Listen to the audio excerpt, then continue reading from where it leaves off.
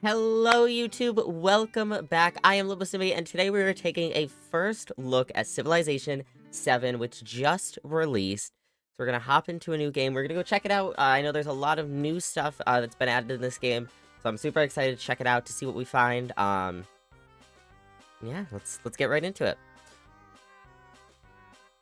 I will say I have watched a little bit of early game in this game. Pausing the starting music. I have seen a little bit of this game, but I don't know a lot. There's new stuff that I still don't understand, and we're gonna have to learn together. Also, every time I tab out, the music pauses. I'm sorry. Alright, so we have a bunch of leaders here that we can pick from.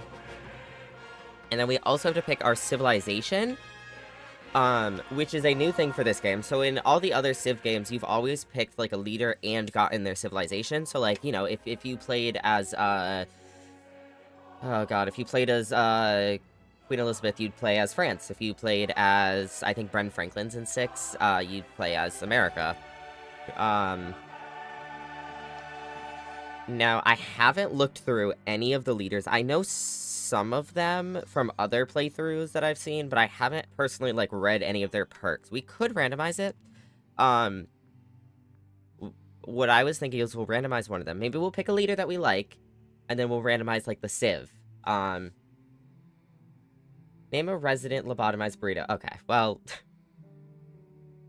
Can't name my residents. It's okay, everyone thinks my name is, lobotomy.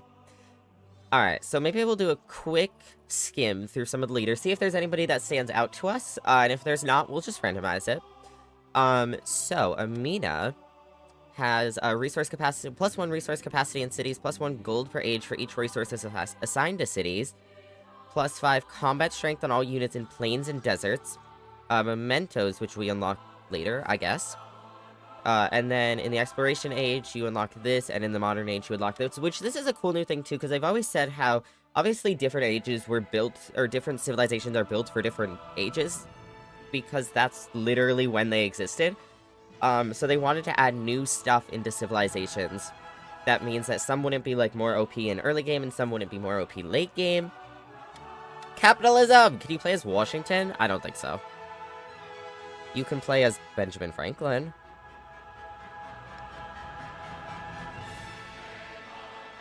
The music got really loud. I was like, I think Lafayette's in here. Lafayette's in here.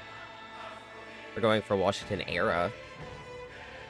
I want my man Washington. Okay.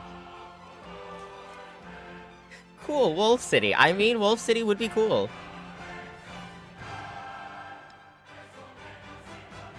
Alright, so we also have, +1 production for every excess happiness in city. So that's another thing about this game is you have happiness. You have to keep your residents happy. Now in the early, like in Civ 6, I just like build when it comes to cities. I try to build my cities really fast. I know in this game, you can only support a certain number of cities before you like research certain things. I think in the research tree, I don't know about that yet. So if you build up too fast, further than what your civilization can handle, you will lose happiness.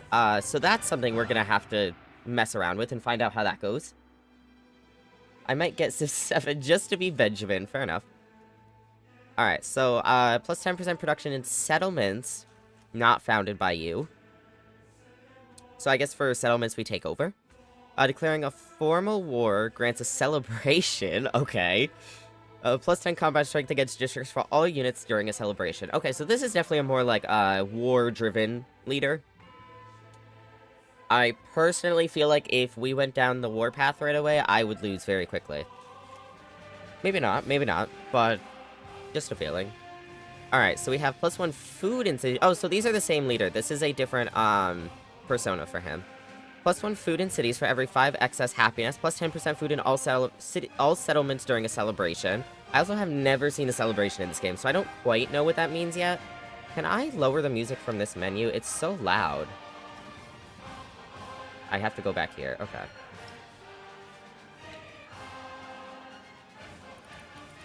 It's beautiful music, it's just a little loud. Alright, well, of course the music it like, chilled out right as I quieted it down. Alright, we also have all buildings gain +1 happiness adjacency for all improvements. And then the next level unlock is a chakra, which is a turning wheel and +1 food in the capital for every excess 5 happiness. Okay. I could play as Washington in Civ 3. Do it. I don't think I've never played Civ 3. Augustus, +2 production in the capital for every town.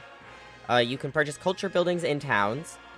Plus 50% gold towards purchasing buildings in towns. That would actually kind of be nice. +1 settler limit per age.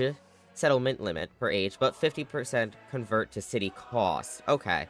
So another thing with this game is, you, instead of like in Civ 6, you found like a city and it kind of just, you watch it build up as its own to like, as your population grows, it kind of just grows.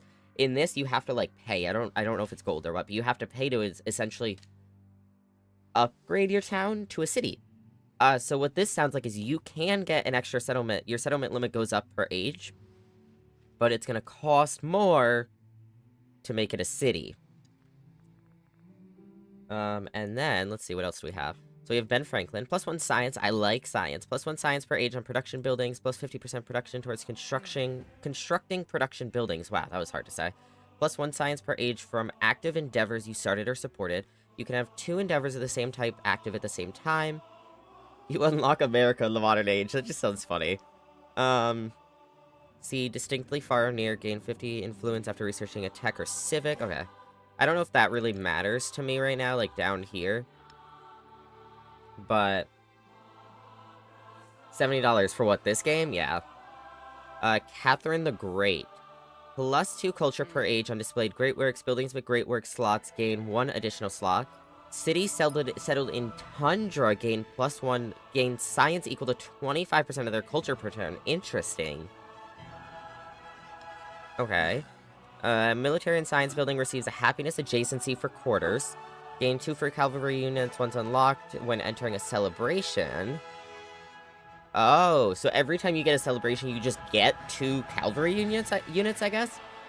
+5 combat strength for cavalry units during a celebration. Okay, so he also seems a bit more war-focused as well. Oh, burrito! Alright, +25% growth rate in cities and +2 science from specialists. I like this. Gains a great work when you capture a settlement for the first time. Hi, Patrick. Gain an infantry unit when you construct a culture building. Okay. And then persona. Army commanders start with merit. Commendation, granting them +1 command radius. Gain an infantry unit when you construct a science building. Harriet Tubman. I see you. No, you don't, Shadow. No, you don't.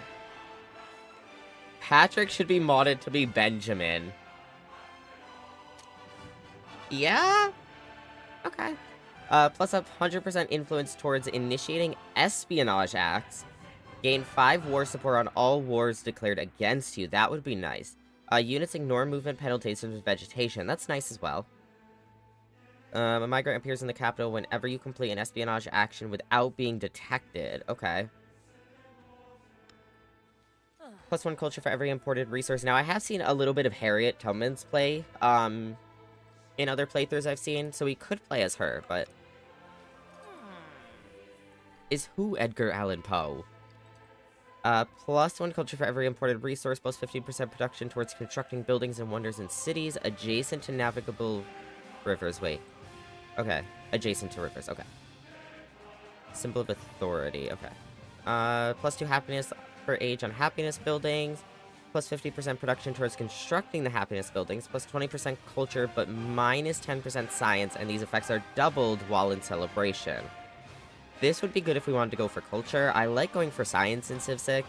I don't know. Unique endeavor called Friend of Way that can be performed in an alliance to grant you and your ally plus 25% science, plus 4 science per age for every leader you are friendly or helpful with, and you can support endeavors for free. I like that. 2 wildcard attribute points after the first civic in every age, +1 sight for all units, and you gain a unique endeavor called Trade Maps that allows you to gradually see other leaders' explored areas. Interesting. Oh, Burrito, go to bed! I'm kind of just trying to skim through the last few. Gain 300 gold every time you discover a natural wonder. This is doubled if the natural wonder is in distant lands. Too hard. What, to sleep? That's valid. Plus 100% tile yields from natural wonders. 50% gold towards purchasing naval units. And -1 gold maintenance for naval units. I like this as well. This is very, like, money-oriented. But when gaining rewards from a narrative event, gain an additional 20 culture and gold per age, has additional narrative events, plus 50% celebration duration, and plus 50% happiness towards celebrations. Okay. Per age for completing, okay. Lafayette. Gains a unique endeavor called Reform, which grants an additional social policy slot. Supporting this endeavor also grants the other leader an additional social policy slot. Okay. +1 combat strength for every tradition, but not policy slotted in the government, and +2 culture and happiness per age in settlements. These effects are doubled in distant lands. Okay. Okay.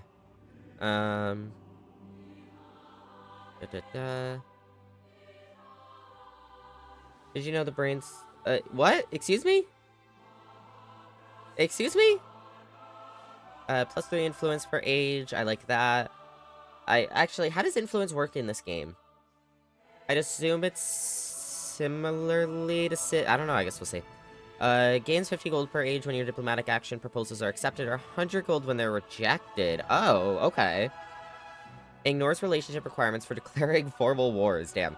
Can Levi troops from city-states you are not a suzerain of. Okay, that will be interesting. Napoleon. Gain a unique sanction called Continental System that reduces... Music's a little distracting. It's a little loud in my ears. It's very good music, though. I will give it that.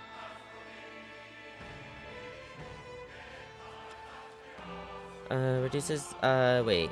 Called Continental System that reduces the trade route limit of the targeted leader to all other leaders by 1. Causes a massive relationship penalty and costs more to reject. +8 gold per age for every leader you are unfriendly or hostile with. Okay. And you can reject endeavors for free. Another Napoleon. +1 movement for all land units. Defeating an enemy unit provides culture equal to 50% of its combat strength. All buildings receive a +1 food adjacency for mountains. Specialists adjacent to mountains pay no happiness maintenance. +1 food per age on districts. Okay.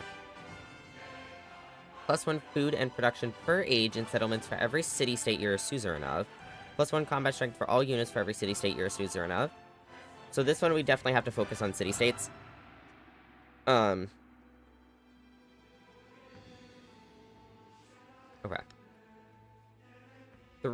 Gain 3 free levels on your first army commander. Plus 20% commander experience and plus 10% science in cities in tropical. This is doubled while in a formal war you declare. And then plus 3 combat strength for units that are attacking in neutral or enemy territory. Gain 100 culture and gold per age when you capture a settlement for the first time. Plus 10% gold in all settlements. This is doubled in settlements not founded by you. And plus 1 settlement limit per age. Jesus, if I could speak. Plus 1 trade route limit with all other leaders. 50 culture and 100 gold per age when you create a trade route or road. 1 culture and gold per age on unique buildings and improvements. Okay. So, who are we thinking about?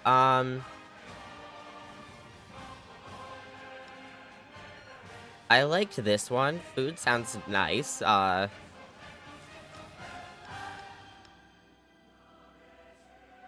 Benjamin sounds nice as well because I like the science bonus.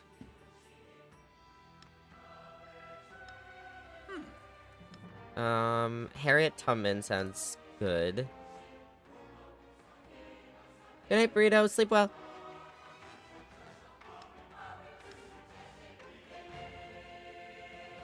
I like this leader as well.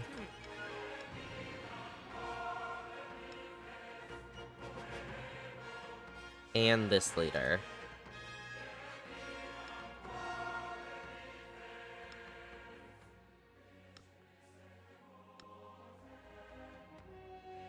This leader would also be good.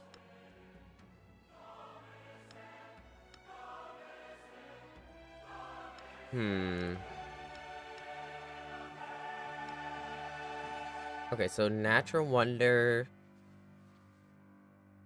And naval units is who Isabella would focus on.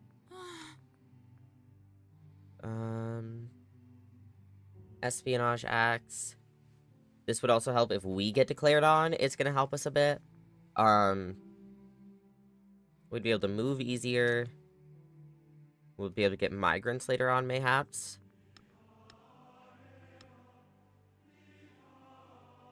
This would help with science a little bit, and growth rate. Growth rate would be good, I would feel. That, huh? Kinda scared me, TBH.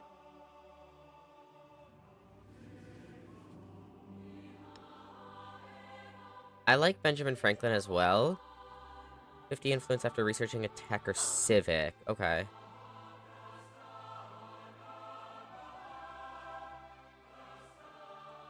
I like the extra production, and I like the science.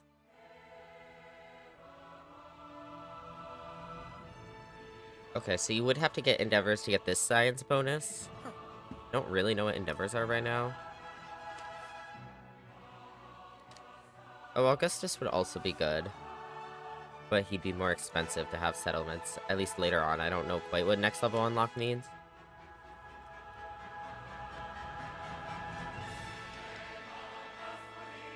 I think I'm between these 6. I think I'd rather have the science bonus than the monetary bonus. This science bonus is also good, but I like the growth rate here.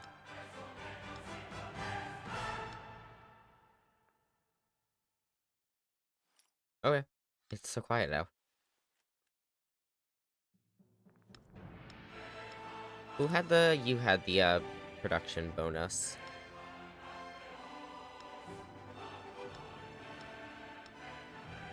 I don't know, maybe Benjamin Franklin... Or...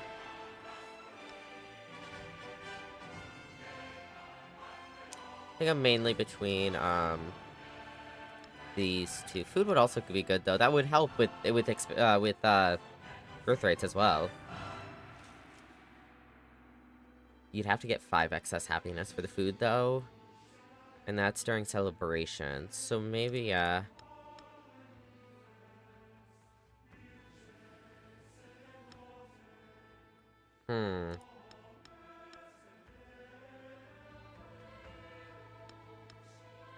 don't know what endeavors are, but we could go for the 2 endeavors.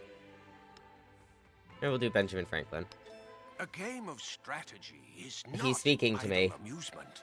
Instead, we cultivate foresight, circumspection, and learn caution.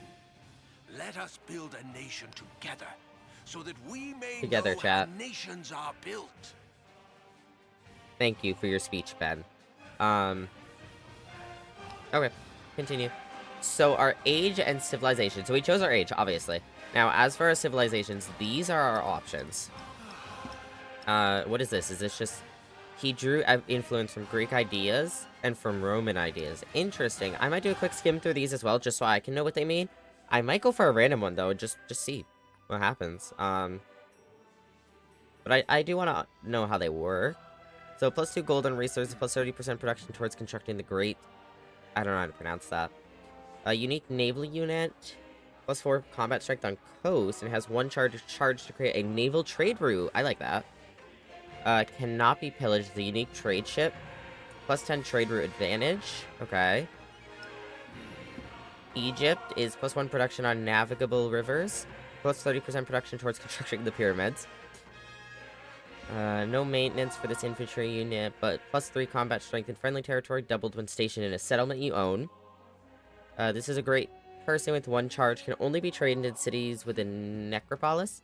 And the specific of the unit that is received is random. Can only be received once. Okay. This is a unique quarter.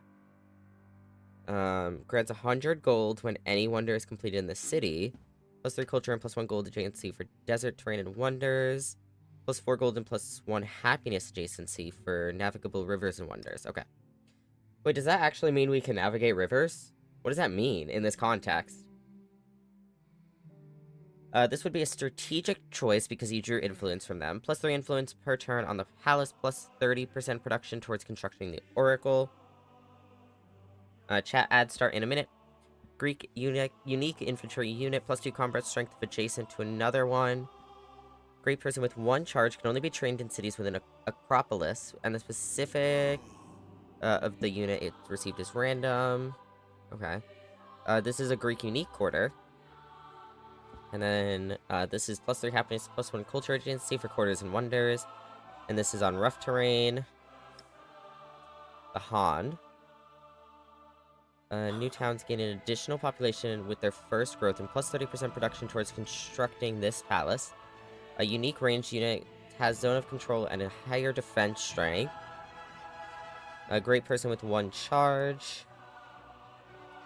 +2 culture and +1 happiness for adjacent Great Wall segments. Okay. District on rivers do not remove the natural yield of the tile. That's nice, actually. And +30% production towards constructing this. Which, I don't know what that is, but... this is a cavalry unit, higher combat strength, but slower movement. Immune to flood damage, though. And ignores zone of control. So that's another thing with Civ 7, is I believe Civ 7 has weather in the base game. I don't know how much weather, but the trailer showed hurricanes. I've seen a dust storm in another stream. I saw snow in the trailer. And obviously, it's flooding. It says right there. A civilian who can establish a trade route to import resources from a foreign settlement, immune to flood damage, ignores movement penalties from wet terrain, +3 food and +1 food on all floodplains in the settlement. This would be nice as well. Does not remove warehouse bonuses on a tile, must be placed in flat terrain, 1 per settlement. You can choose an additional pantheon after unlocking mysticism. +30% production towards constructing this. Cavalry unit, +5 combat strength against fortified district, ignores the zone of control. But another thing I noticed with this game is when you fortify in this game, they actually, like, create a fortification around them, which I thought was really cool and more immersive. This is a civilian unit capable of founding new towns. Whoa, I like that. Adds +2 happiness on city halls. Unique quarter, created by constructing those 2 in the same district, +10% happiness, +3 happiness, and +1 science adjacency for quarters and wonders. And then this adjacency is mountains and wonders. Okay, halfway through. The palace gains half a science for adjacent vegetated terrain, +30% production towards constructing this. Unique units and buildings. This is a ranged unit, which can see through vegetation and ignores movement penalties from vegetated terrain. This is a unique scout. He can initiate combat. Oh, it's a jaguar slayer. That's wild. They can initiate combat, and they have 1 charge to place a jaguar trap that is invisible to enemy units, dealing 25 damage and ending movement. This ability recharges 5 turns after placing a trap. Now, I'm going to tab out for a second. Sorry, give me 1 second. That's not what I meant to hit. Okay. Yeah, welcome back to Mads. This is every time you research technology, the settlement gains production equal to 15% of its cost. Okay. +3 happiness and +1 culture adjacency for quarters and wonders, and +3 science, +2 science if placed on vegetation. Science adjacency for wonders. Okay. And ageless. This is all buildings receive a +1 food adjacency for resources and +30% production towards constructing Monk's Mound. A unique ranged unit, increased bombard strength, +3 combat strength against siege units, and applies the burning status to tiles for 2 turns. A unique merchant, a civilian who can establish a trade route to import resources from a foreign settlement, gain 25 gold per resource acquired when creating a trade route. +1 gold and +1 food for each adjacent resources. A unique improvement, ageless, does not remove warehouse bonuses on tile and flat terrain. Okay. infantry units receive +3 combat strength when attacking and +30% production towards constructing the Gate of All Nations. Persian unique infantry unit heals 15 HP after defeating an enemy unit. Heals 15 after defeating an enemy unit. Unique commander, hi, Drifty. Starts with the initiative promotion, and then +1 culture and gold. Unique improvement, ageless, does not remove warehouse bonuses on tiles. Okay. And the last one, which also would be a strategic choice for Ben Franklin, is +1 culture on districts in the capital and city centers in town, and +30% production towards constructing the Colosseum. Roman unique infantry unit, +2 combat strength for every tradition in the government. This gains 1 charge to create a new settlement for every 3 levels it has. Roman unique quarter, created by constructing the Basilica and Temple of Jupiter in the same district. +1 culture and gold for every unique tradition in the government. A Basilica. +4 gold and +1 influence adjacency for culture buildings and wonders. And the Temple of Jupiter is +3 happiness and +1 culture adjacency for happiness buildings and wonders. Roman unique happiness building, ageless. Alright. So, whew. I think we're gonna randomize our civilization. We picked Ben Franklin. We're just gonna let the game's just gonna give us what civilization we do. Now, what is this? So this is our setting. So our difficulty. I love that guy. Hi, Nomad. Alright, so difficulty we have Scribe, Governor, Viceroy, Sovereign, Immortal, and Deity. Deity? Deity. It started on Governor. I guess we'll just do default, because it's our first time playing. Game speed, we will keep it on standard. You can also do Epic, Marathon, and Quick, and Online. Map type, so we have Continents Plus, just Continents, Archipelago, Fractal, Shuffle, or Terra Incognita. Now, what is Continents Plus? Is this Continents and Islands, like in Civ 6? I guess we'll do that. And then our map size, we have Tiny, Small, and Standard. I'd say Standard.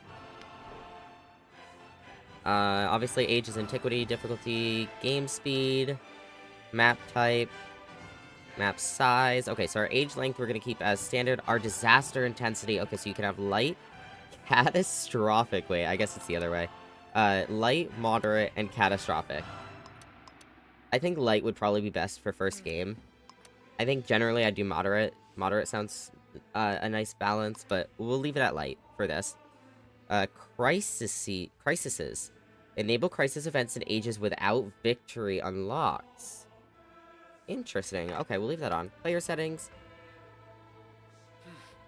How many is this? 8 players on a standard map? Yeah, I'd say that's fine. Alright, I'm not going to save the config because this really isn't anything special. We'll leave everything on random. Yeah. I think that's it. Alright, let's go. Let's launch game. I have to retreat to my bed. Good night, Lobo. Good night, Justin. Thank you so much for coming in. I appreciate you. I hope you have a good rest.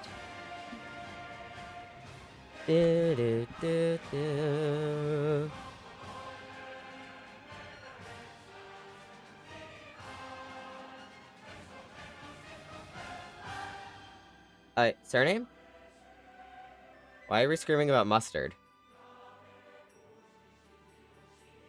A new banner unfurls, emblazoned. Oh, we got with Roman triumphal Empire. That works laurels. great for Ben. Rome seeks its champions.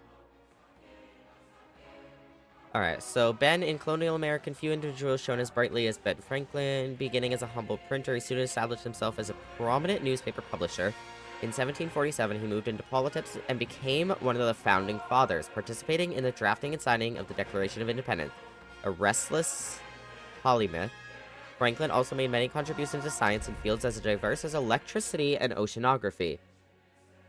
And the Roman Empire. When most people think of the classical world, they imagine Rome. From humble beginnings, it grew to span 3 continents, assimilating the wealth and cultures of those it conquered.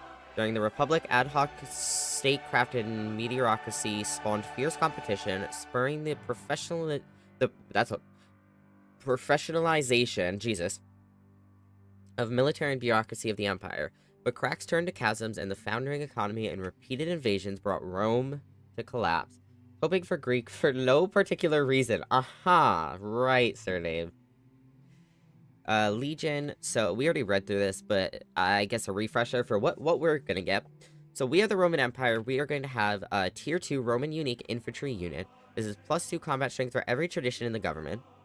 We have this guy, which is a Roman unique army commander. They gain 1 charge to create a new settlement for every 3 levels it has. So I think that will be a lot of fun. I can't wait to mess around with that.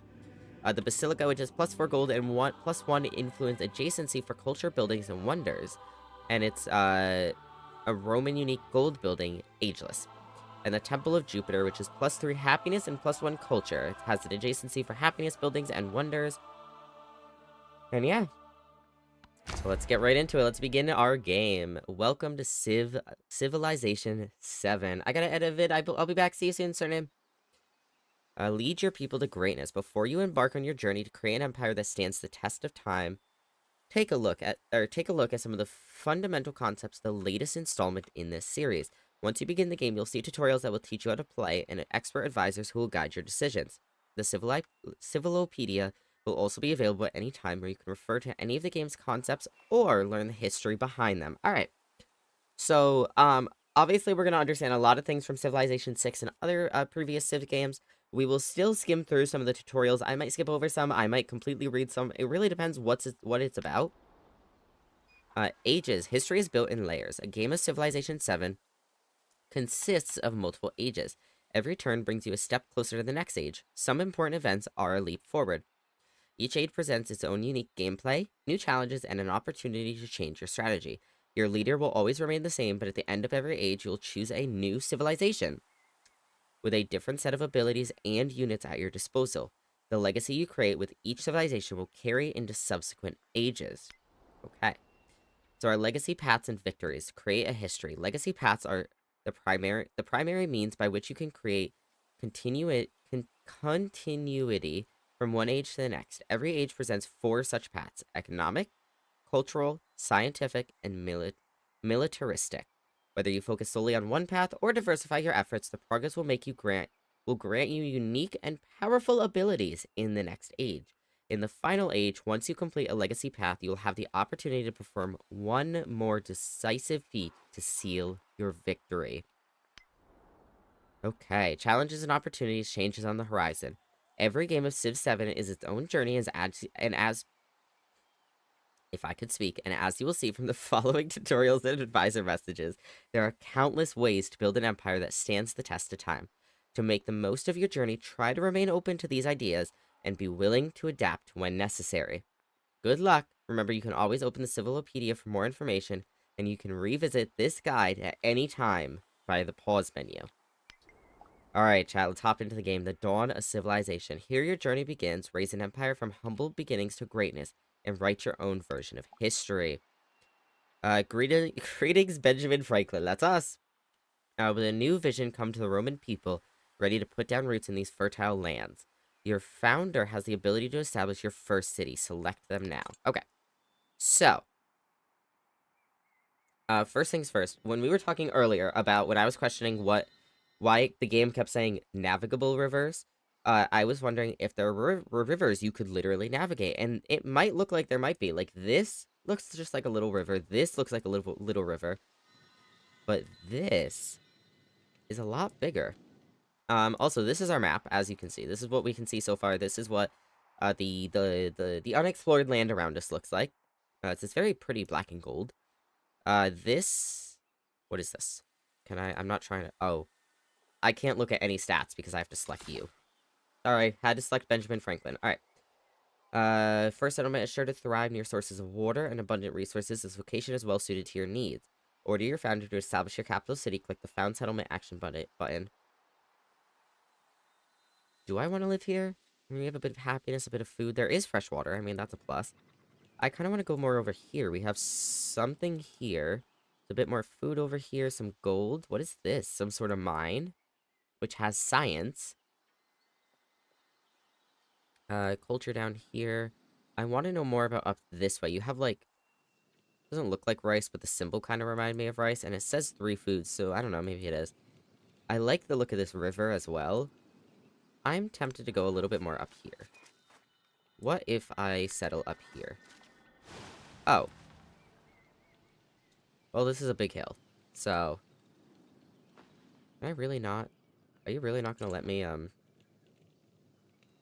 want to see the stats of this. Can I not see the stats? I don't know. Well, that's wine. This... I don't know what this is. Those are both some sort of crystals or gems or something.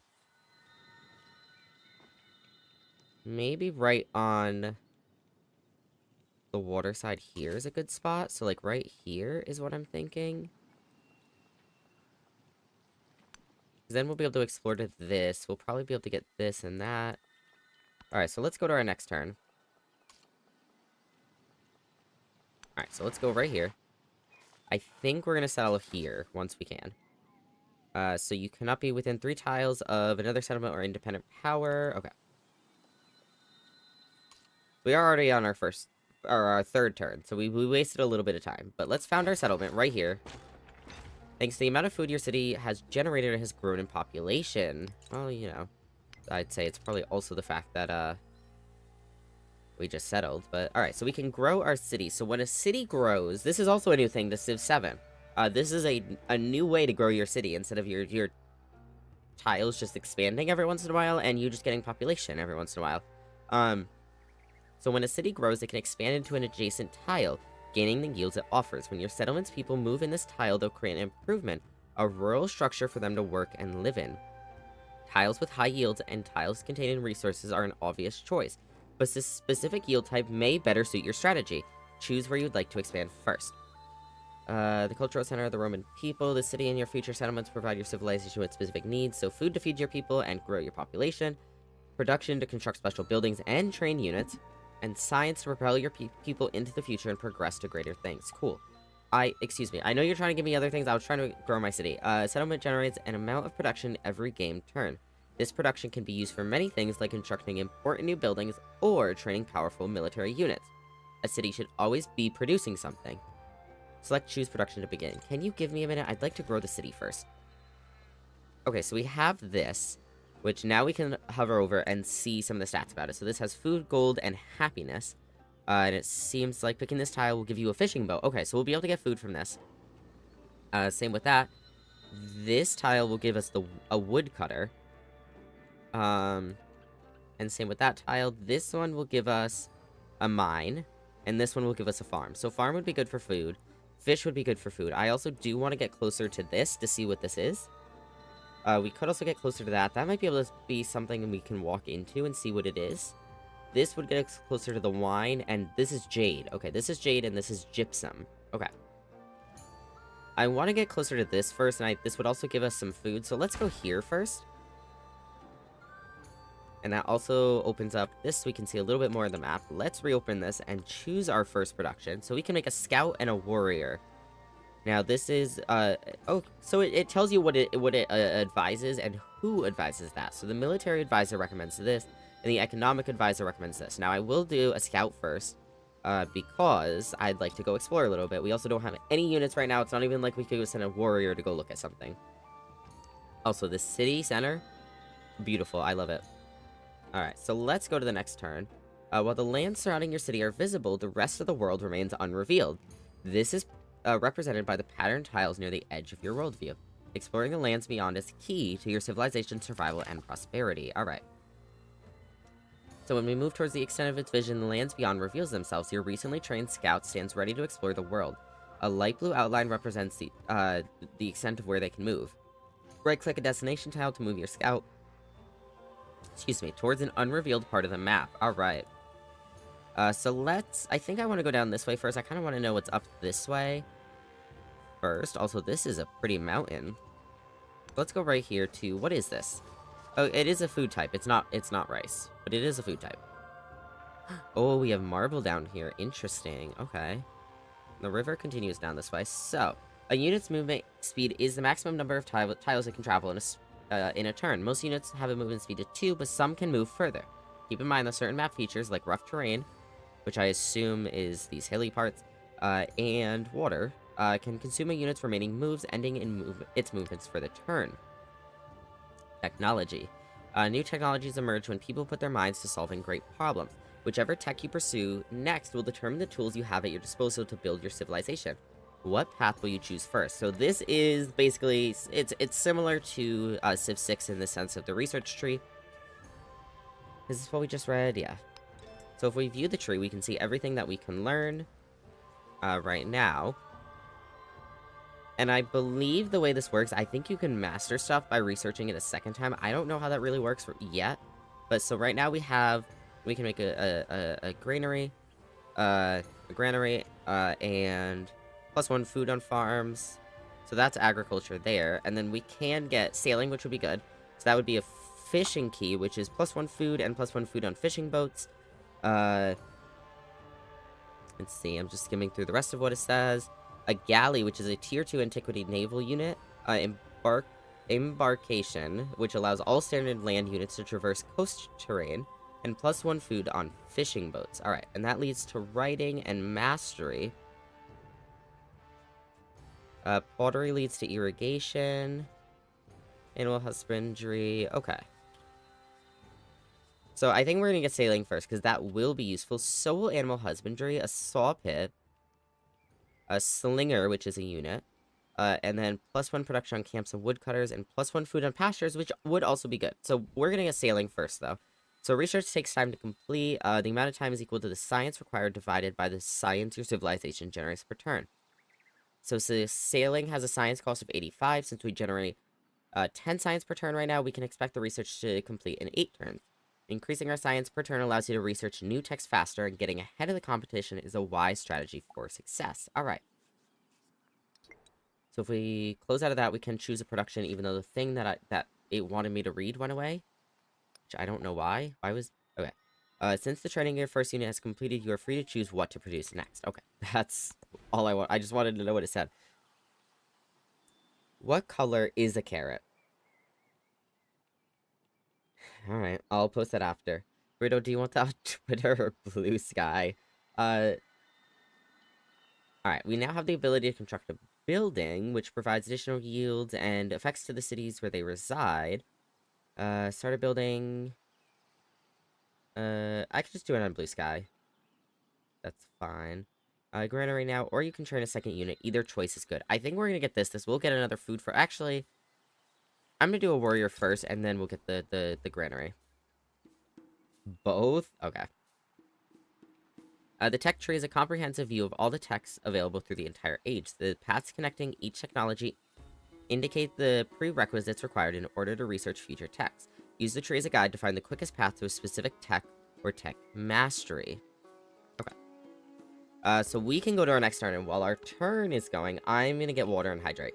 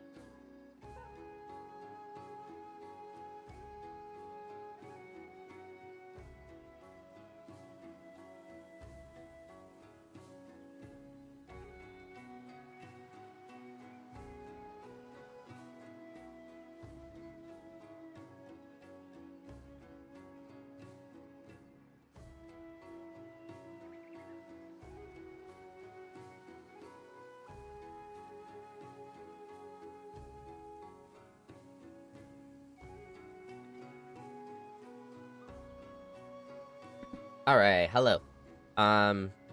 I have hydrated. My mouth just felt like... My mouth and throat just felt super dry, which I don't think all the reading was helping. But one of the things I'd like to look at, actually, is our stats for our current city. What does this tell me? Well, I can't see because this is in my way. I wish I could move this, but... So this tells us our happiness status. Can I move this? I can't move anything, bro. So... Oh, thanks, Burrito. So we have 2 citizens, and our next citizen's in 4 turns, which we could also see there. Our happiness status, we're getting +6 per turn. How much food we're getting, okay. You can see our production, our gold, okay, all that. And what's available for purchase, which we don't have enough gold for that yet, but... Yay! How much gay am I today? Let's find out, chat. Let's find out together. 42? Hey, yo, Burrito. And you're only 30? Damn. Alright, so our scout can come all the way down. Yeah, I know. It contains products it can currently begin. Currently give the option of producing 2 different types of units, the scout and the warrior. Select one to begin their training. I already did. It's literally training right now. Alright, so our scout's coming down here. Alright, so we have silk and wine. Oh, and ivory right here. This is a nice area. I actually like this area a lot. So far. Let's go to the next turn while we wait. I'm better. Well, I was better first, so... Independent villages. You have encountered a stranger from this village, and they appear to be hostile. The village could potentially be a strong ally with the right amount of persuasion, but it could also prove to be a threat. Finding the location would be wise. Independent villages can have different attitudes towards others, friendly, neutral, or hostile. Once you've found a village, you can use influence to begin diplomatic actions, such as befriend independent, to improve your relationship with it. Okay. We could say, tell me more, but I think I want to... Let's see what we can do on our own. So, this is their scout. They are hostile, as we can see. Unfortunately. We cannot do anything with them now, so we have to figure out where they came from, which they came from this way, so maybe we'll send our scout. Maybe we'll have them wrap, like, down and around, explore this area, and over there, just to see what, if we can find it. I still don't know how to use Twitter. I mean, that's valid. I don't blame you. Especially in the current state it's in. So we have... Oh, I never went to this one up here. I meant to do that. We have another one there that we could check out at some point. Let's go to the next turn. See what the scout does. So they're going away. I think I need to turn down some of Potato's timers. I think some of Potato's timers are a little... I think it used to be fine, but now that I have so many timers, Potato's just speaking a lot at once right now. They're also just triggered every time you say Twitter, and they respond with, oh, Twitter. Okay, so this is actual open ocean here. So we have found the ocean, which means we cannot go down and around unless we come through here, because this is a mountain range. Alright, so maybe we go back. Well, either way, we have to go back. Whether we go through this way or up and around here, I don't know, we'll tell that in a minute. You can't cancel me on Twitter. Oh, is that... They have a second scout? Or is that a second village? I don't remember what the other one's name was.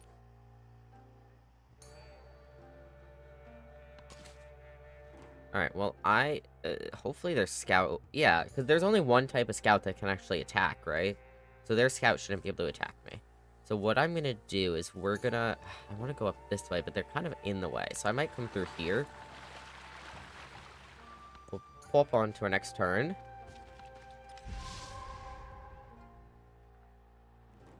The river... What river? A river over here that I literally cannot see. Has flooded, apparently. Who knew? Not me. Alright, so we can get this, this food right here. Which would be 3 food of happiness and the food. It's plus food, 2 food to the capital, and plus 4 food to any other city. Okay, I like that. So I might get that now. I also want to work towards that, maybe, and see what that is. And eventually the jade as well. But let's get this for now. So this expansion has allowed us to improve this resources. Resources grant bonuses or abilities to the city that holds the resources or to your entire civilization. So this effect, as we already read, it has plus food, 2 food to the capital, and plus 4 to any other city. So it can it's a city resource, so it can only be assigned to cities. And remember, buildings cannot be placed atop resources, so growing atop them is always a great idea. Okay, I think I understand that last sentence. Yeah, that river that we cannot see. Okay, so we're doing things there now, I guess. Alright, so how's our scout doing? Let's get our scout to continue coming up this way. Oh, we have some sheep up here, some wool. No, this is Patrick. Hi, Patrick. You're an adorable nerd. No, you.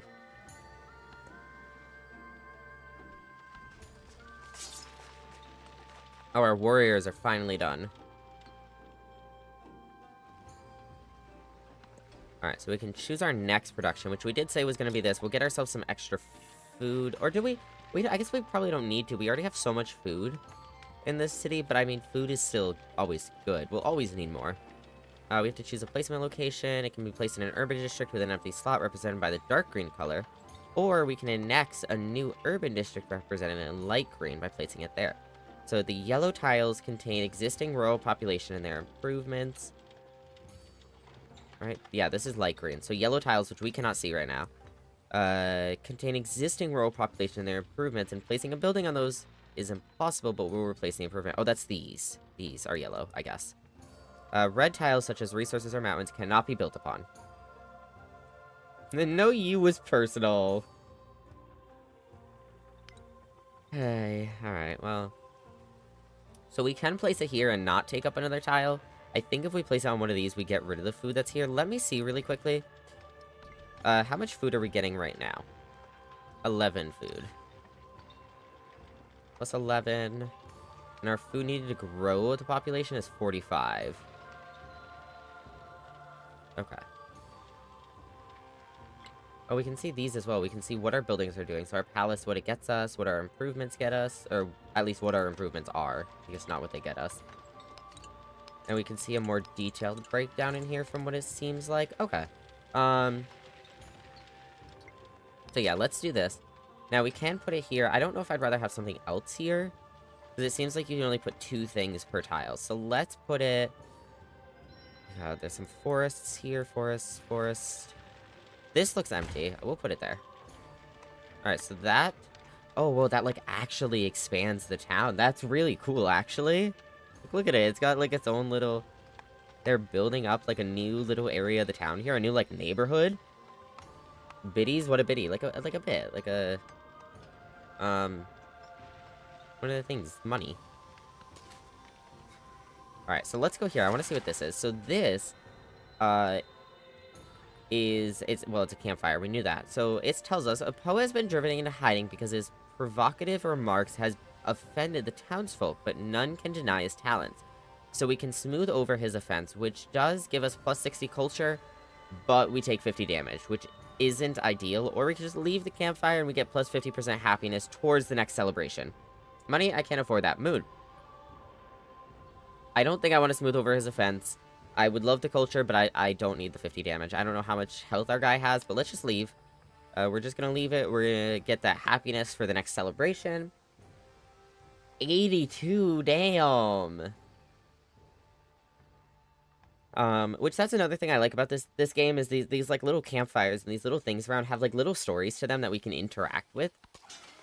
Okay, so we have our new warriors here. So we're gonna send our warriors. We're just gonna have them fortify somewhere out here, probably. Maybe do a cheeky little peek here and see what's right here. What is this? Oh, okay. Okay, well, fair enough. Oh, we've met Napoleon! Okay! We have just met Napoleon Emperor. Good diplomatic relationships with other leaders can yield powerful benefits for our Civ, but they're also our main rivals in achieving victory. As it goes, same with the other games. We should greet them, and we can choose to greet them with a friendly, neutral, or a hostile greeting. So let's go say hello. Je suis Napoléon. Sur cette terre pour déterminer le sort du monde. Alright, so he's Napoleon, and he's here to greet us, or whatever. He's here to decide the fate of the world. Sorry, my bad.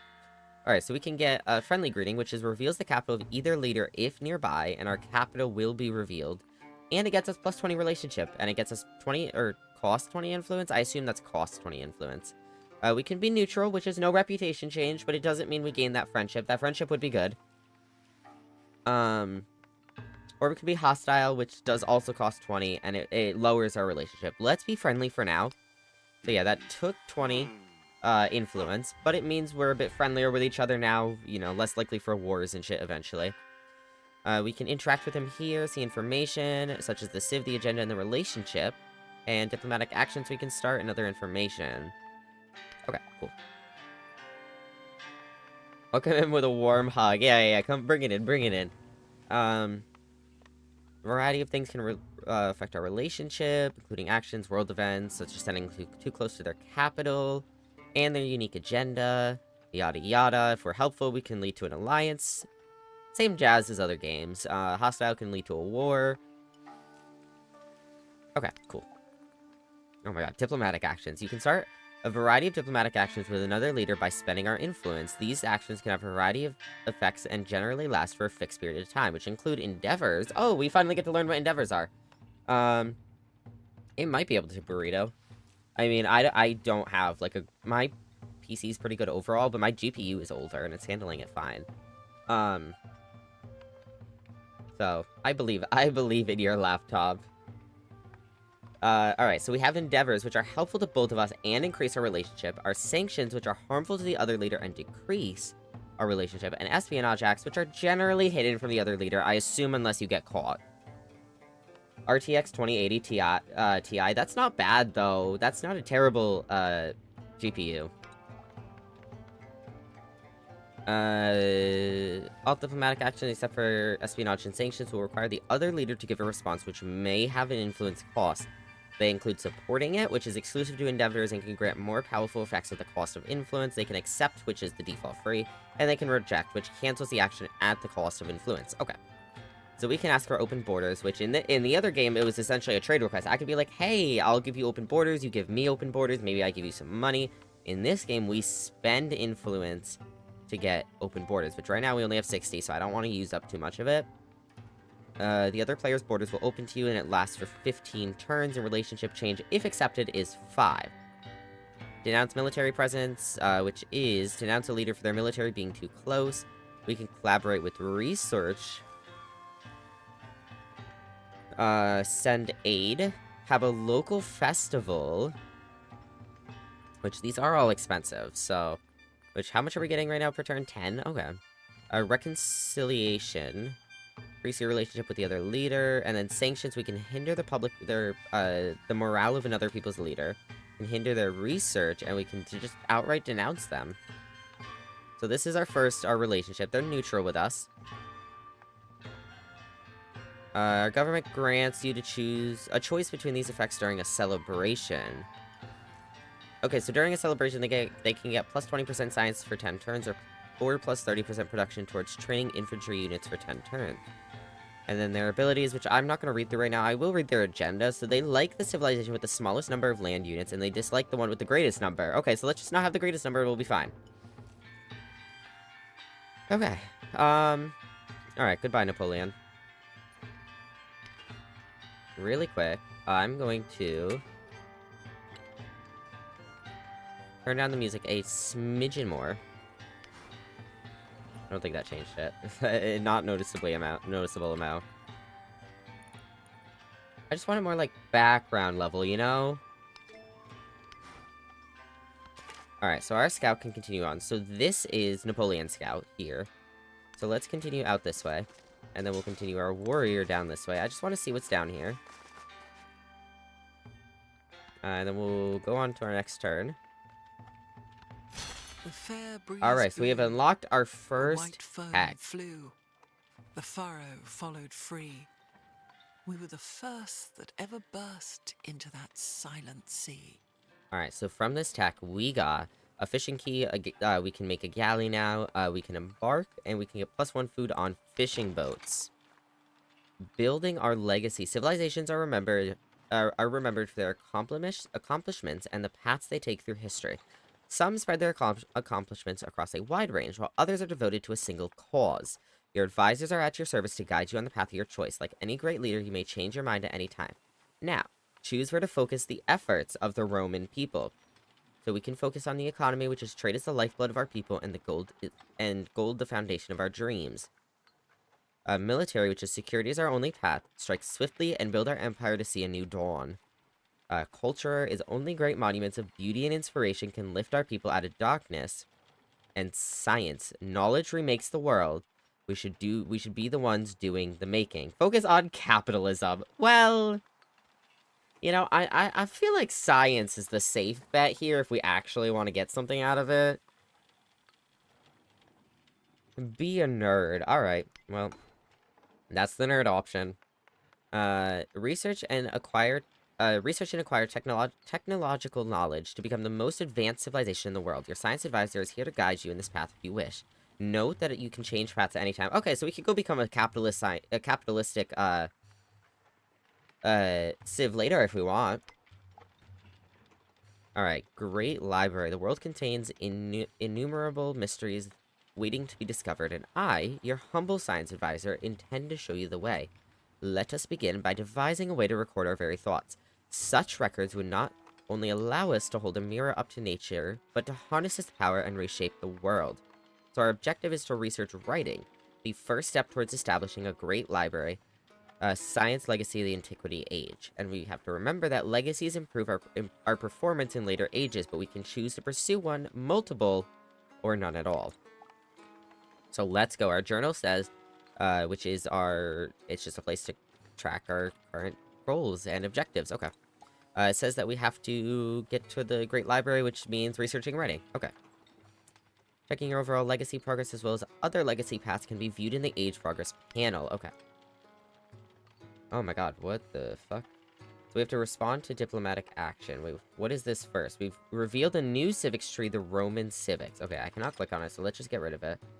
We have to respond to diplomatic action. So Napoleon is inviting us to start a local festival together. Aw! I'm honored. So we can reject it. We can just say, nah, fuck off. No thank you. Which is blocked from future projects for 10 terms and our relationships worsen. That costs 20 influence points.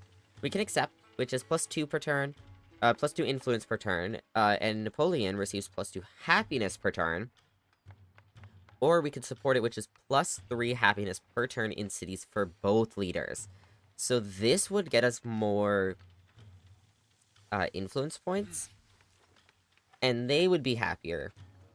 And it wouldn't cost us anything. This would cost us, but we'd get happiness, which I think the happiness is good, but also we only have 70 right now, and I want to save some for when we meet other people. So maybe we're just gonna accept for now. Alright, we can choose another tack. So currently they want us to advance towards writing, which would get us the library, which is +2 science, and then +1 science for each adjacent resource, and +1 science for each adjacent wonder. It has 2 codex slots, and it's an antiquity science building. The Great Steel, which is gain 200 gold when you construct a wonder in this settlement, which we could consider doing that eventually. It's ageless and must be placed on flat terrain, and the Research Initiative, which is continuously generates science equal to 25% of the city's production. We can cancel that anytime. Now, when I loaded into the game, I did boot up... That's not what I meant. I did turn up the text size a little bit. I think I'm gonna turn it up more. It just feels really small. Where is it? Hold up. On scale. Go large, I guess? What does that look? It doesn't look like it changed. I feel like that's changing like this text and not this text. Am I crazy? Did that change at all?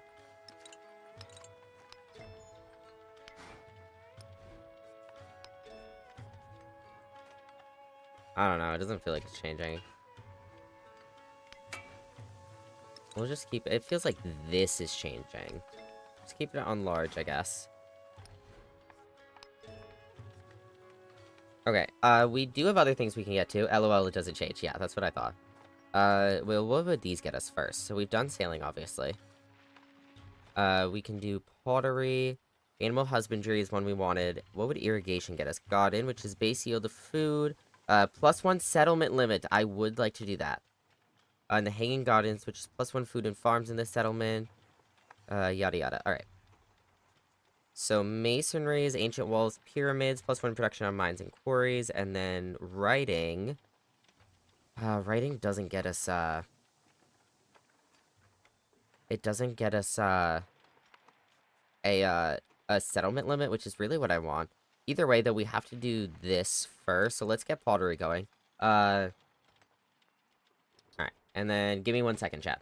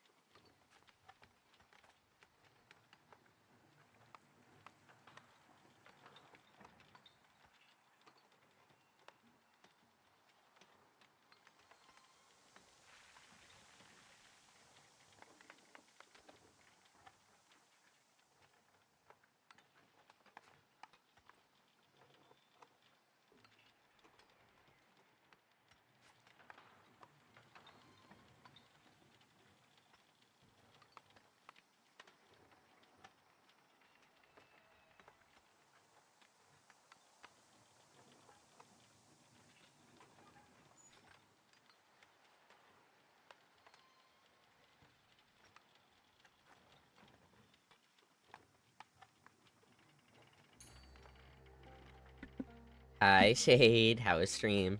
Hello there. Hi, Burrito. Alright, so let's choose our next civic as well.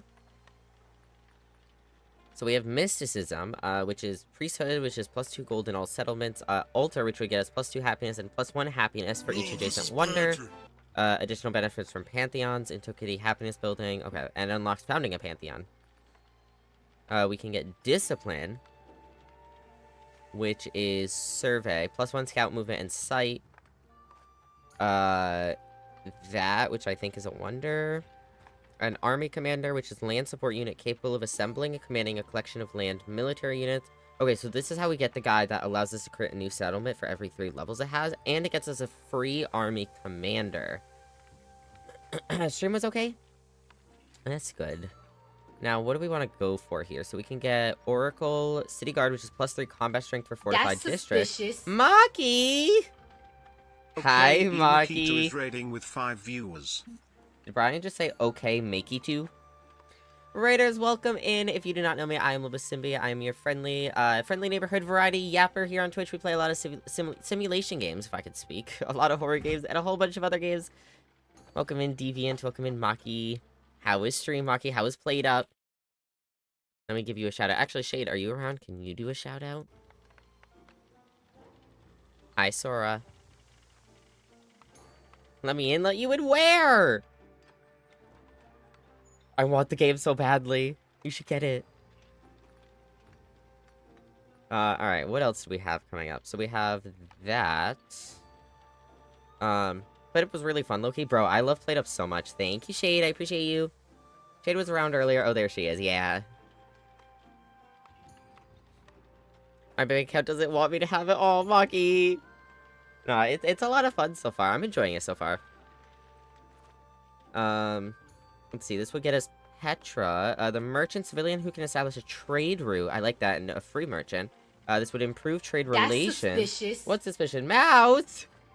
True King Mouse is raiding with 5 Are viewers. y'all doing to me what we do every 7 days stream? Raiders, welcome in. If you don't know me, I'm your friendly neighborhood variety yapper, Lobo. I play a lot of simulation games, a lot of horror games, and a whole bunch of other things. Bruno, why are you scared? Hi, Mousy. Hi, Bridge. Thank you, Shade. No. Okay. Alright. My bad. Alright, and then, let's see. What was this?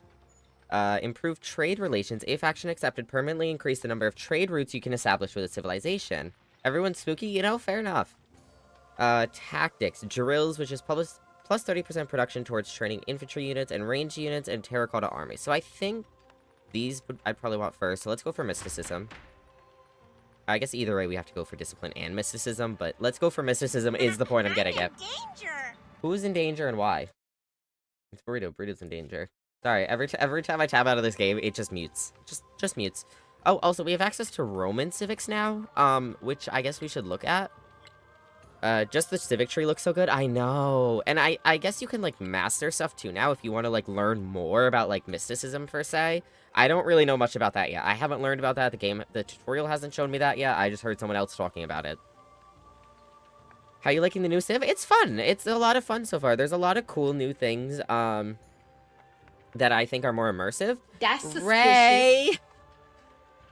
Hi, Moon Raiders. City Gaming is raiding with 12 viewers. Raiders, welcome in. I am Lobo, your friendly neighborhood variety yapper. We play a lot of simulation games, a lot of horror games, and a whole bunch of other games. I keep forgetting my raid intro. I've said it so many times, it's leaving my brain. Ray, welcome in. Pop, welcome in. Deviant, hi again. I lied. Aha, mouse. I couldn't tell. Thank you, Shade. I appreciate it. If anyone in my chat does not follow any of these three wonderful people, they're all great friends. I adore all of them. They were playing Plate Up. They all do a lot of chaotic games like that. Ray plays like a lot of Honkai. Ray, Mouse, and I, and Shade do a lot of, which, hey, you want to follow Shade while I'm plugging Shade, I guess. We do 7 days, once a week. I don't actually, Maki, what do you stream? I don't know what Maki's, like, typical games are. I haven't followed Maki for long enough. How was Plate Up, though? How'd y'all enjoy Plate Up? Don't follow Shade. Well, don't listen to that one. Alright, so what are our Roman civics? Just the others. No, all 4 of them, please. Maki's been playing Elden Ring? Oh, let's go.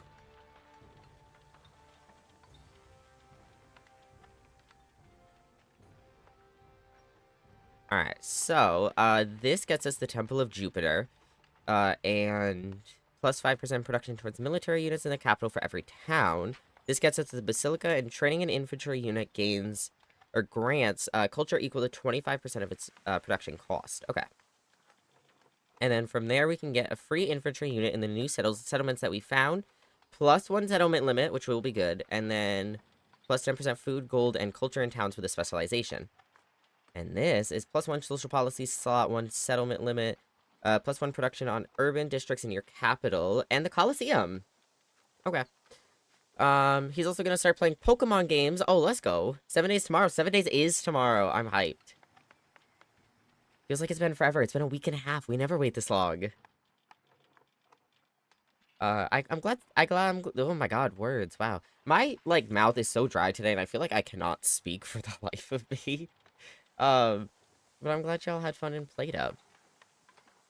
Shade is right, don't follow them, sub to them and said, you know, you could do both. You could do both. Oh, you're all good, Burrito. Enjoy your rest. Have a great night. Maki Loki stressed me out a little bit, but it's fine. Everything's fine. Right. The never-ending game, real. It was so weird playing 7 days on Monday last week. I know. It's so weird streaming on Mondays sometimes, too, because I don't stream on Mondays. How to unfollow. Oh, hold on. I can give you a quick tutorial. I just gotta go do it myself. Okay. Everything's fine. What the hell did this man do to y'all?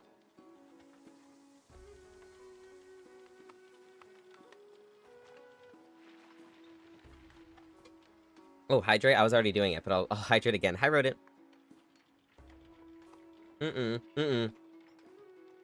No, we don't have that here. Sorry. No, but Shade, I love Shade. If you don't follow Shade, Shade is also a really cool person to follow, genuinely. Rodent, why did you have to wipe after farting? Heated stuff. Enjoy your couch time, Mousy. Rest up. Have a great lurk. I love you. So, do we have to... I assume if we do this, we can't be doing this at the same time? If I do that... Yeah, it gets rid of that. So let's do mysticism first. We should work on Roman civics at some point, though, as well. Do we have... Is there Roman stuff in the tech tree? Wait. Oh my god, there is. Oh no, those are civics. What? That's not what I tried to click. I wanted to click this. No, okay. Rodent. Rodent, why? Alright. So back into the game. If you don't know this game or this series, this is Civilization VII. This game just released. It just came out of early access and just released, yesterday, technically now.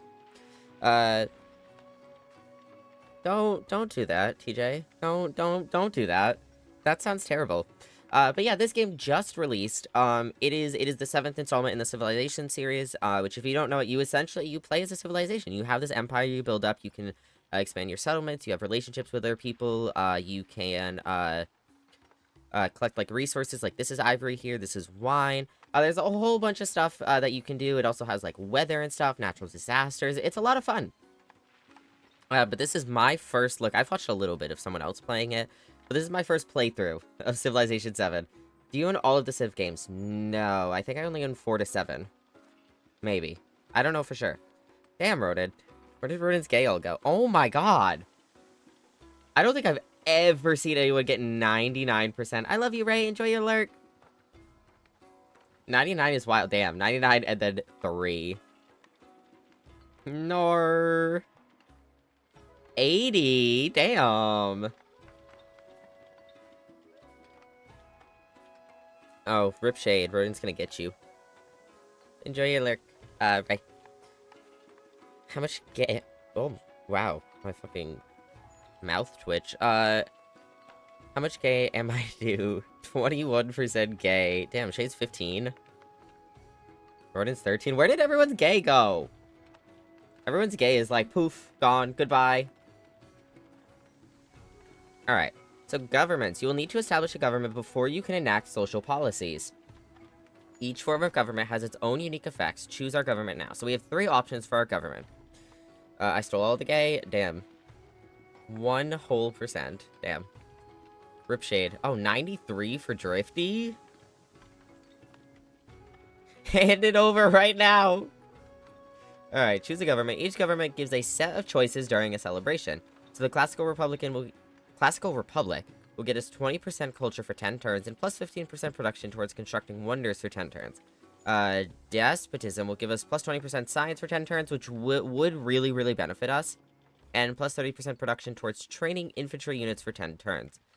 So we should probably focus on more military units if we do that. Just get them out of the way now while we have that boost. Oh, rip rodent. Holy shit, Shade. And then we have an oligarchy, which is plus 20% food, which is good, and plus 30% production towards constructing buildings for 10 turns. I swear oligarchies in Civ 6 focus more on military. I'm kind of surprised that infantry units is here, not here, but I don't know anything about despotism, so I don't think I even have any potatoes. You get potatoes just by watching. Here, we can find out. Potatoes. PJ. You have 1,710 and you're ranked 284. Let's go. How many do I have? Potatoes. Why is my caps locked on? 378,000. I could not tell how many numbers that was for a minute. Rank 6. Damn. What if I gamble all? No, I'm not gonna do that. Oh, rip roaded. Alright, okay, so if I don't really care about focusing as much on, military, but I would like to, I would like that science boost. How the hell is someone ranked lower than me? I don't know, man. I don't know. Shade's ranked 9? Damn. Also, let me know how I sound, chat, because my mic is being a little finicky. And it's definitely not, like, I think it's technically my OBS filters I have to readjust, because for some reason it's picking up more than it should sometimes. I don't know. But if it sounds terrible, just let me know and I can fix it after stream. Damn, Shade's just winning. Shade's just winning. Oh, Drifty's not. Alright, let's do the science. Let's confirm that. We can now get social policies. So, under our government, we can enact social policies, and completing civics throughout the age will earn us more policies. So, from here, we can choose our first policy. Oh my god, y'all are gambling so much. Oh, Shade lost. Shade went right back to where they started.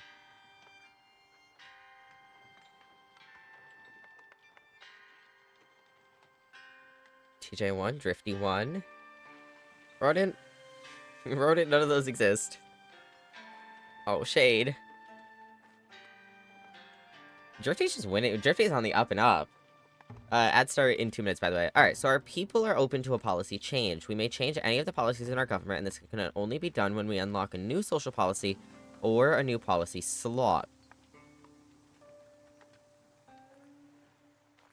So available are charismatic leader, which is +2 culture on the palace, or tool making is +1 production and science on the palace. I like this. I want that right away. I want that.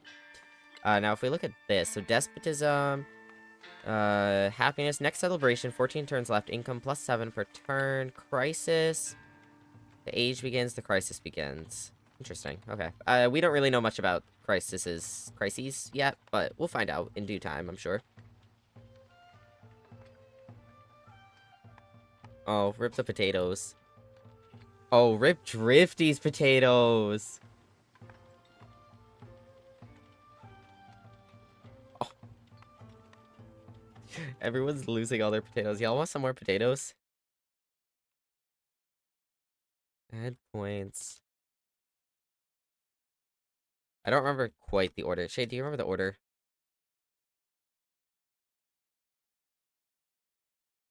Let's find out. It's this. It might not be this. No, it's not. It is add points. Okay. Like, I don't know if there's a points in there, and I don't remember if there's a space in the points.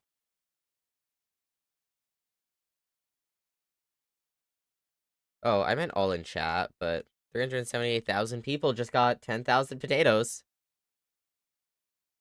I swear, the all used to do just everyone in chat.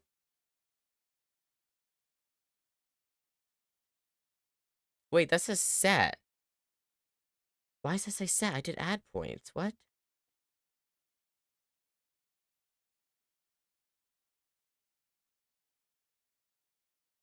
Wait, why does it say I have 300? Set 10,000 potatoes to 378,530. What does that mean? What? Is 378,530 supposed to be a username? I'm so confused. 78530.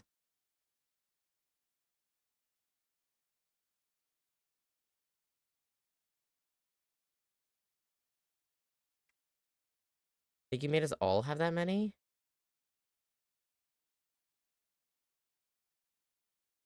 Why does it say set 10,000 potatoes then? Because usually what it would say is, like, added 10,000 to Lobo Simbi. Potatoes. Oh, I can't spell, that's why. It would help if I could spell.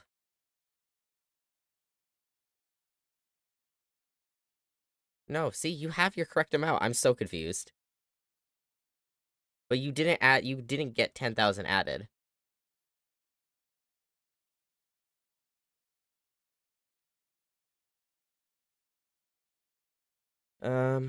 Points, stream, elements.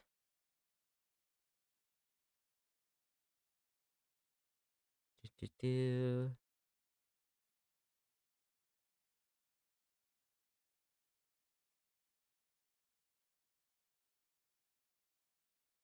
Now I'm confused. The add points command allows moderators and streamers to add points, yeah. Add points, username, amount.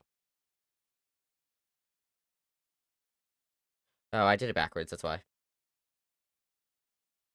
Right, did I? Yeah, username second. Add points, all.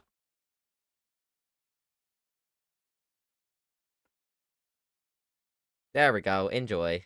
Enjoy your points. I don't know why that was so difficult for me to figure out. Alright, let's confirm this. Swapping policies. You can adapt your civilization strategies by swapping policies. You'll need to research a new civic. Yeah, okay. So our scout, let's continue him up here. Chat, welcome back from ads.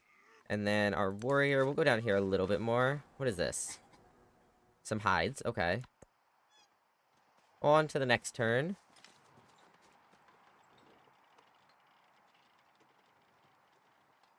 Oh, we can grow our city, sweet.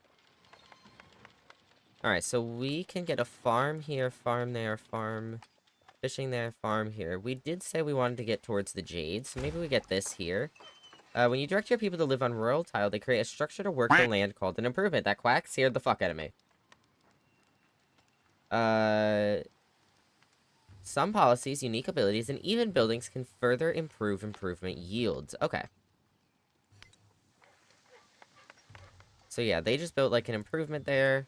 Now what is this? Another leader has started an endeavor with us, excuse me? Is that just the festival?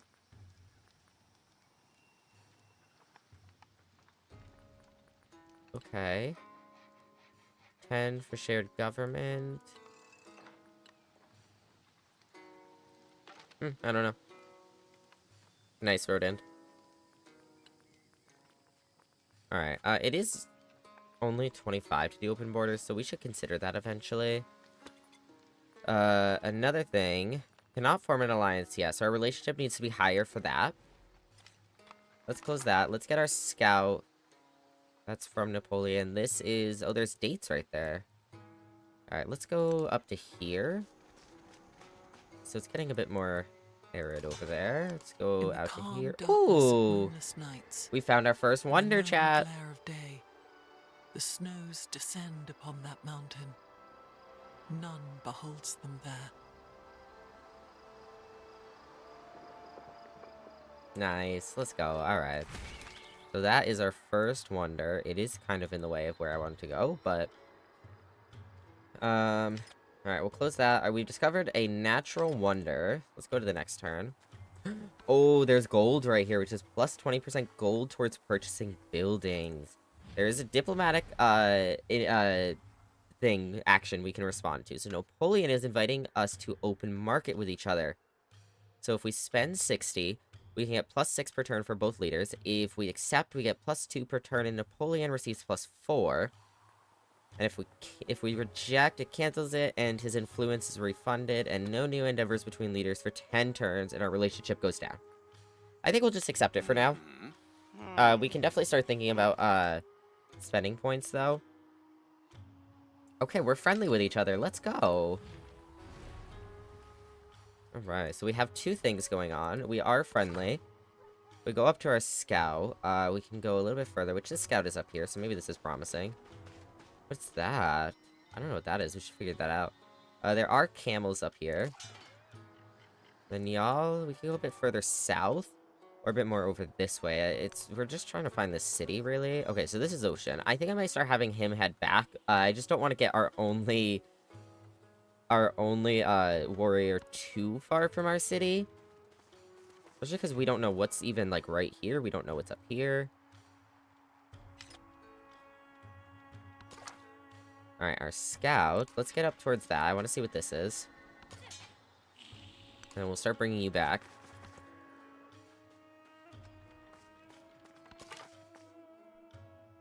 Alright, oh, can you move? Alright, well, I guess we'll go here while we wait. What is that? We have silver right here, okay. There's a tropical area up there. What is this? We've discovered a new continent, and we have named it Asia. Okay, so there's some more sheep up here. Go to the next turn. Where are you from? Oh, I can't see you anymore. Bye. Oh, there's some cotton up here. I didn't even realize. Next to the dates. I want to see that, please. Oh, no. Wait. Did they get the thing? I thought there was something... Wasn't there something right there? I don't know. Maybe they got it. Alright, and then you can head back. Maybe we'll fortify somewhere up here. I'll probably just sit, in reality. All are made of clay. We've unlocked pottery. So we can make a brickyard, which is +1 production on clay pits, mines, and quarries. Okay, so this is just base yield, +1 production, and then also all that. +1 food on plantations, and +1 production on clay pits. Okay. Cool beans. Now we can choose a new technology. So we can now get writing, which is what we're working towards. We also want to get irrigation, but we cannot do that until we get animal husbandry. So animal husbandry... Slingers would be good. Base yield +1 production. It's fine. Maybe we do writing and then that. Let's do writing first. Our scout. Let's start heading down here. Challenge complete. Okay. I don't know what that did for us, but we completed a challenge. Let's just have you... Can I just have you, like, sit here for a bit? Wake unit when an enemy's nearby. Just chill there for a bit. Oh, they literally made a tent. That's cool. Warehouse buildings. A granary has been built in Rome. The granary is a special type of building called a warehouse, which grows more efficient when its correlating improvements such as farms or mines are present in the settlement. Okay. Alright. And look at that. Look at this new, like, little area of our civilization. Alright, we can grow our city as well. So we did talk about going out towards the Jade. So we can get that there. And the gypsum's there. We also have lambs out there. Or wool, which I don't think this city will be able to reach. Silk is right there. We do have marble we could get closer towards. And that would be able to make a farm as well. If we got a farm here, that would help with that. But maybe, let's get the Jade for now. And then we'll choose our new production. So we can make a brickyard, which is the base yielded +1 production. And then extra on mines, quarries, and clay pits.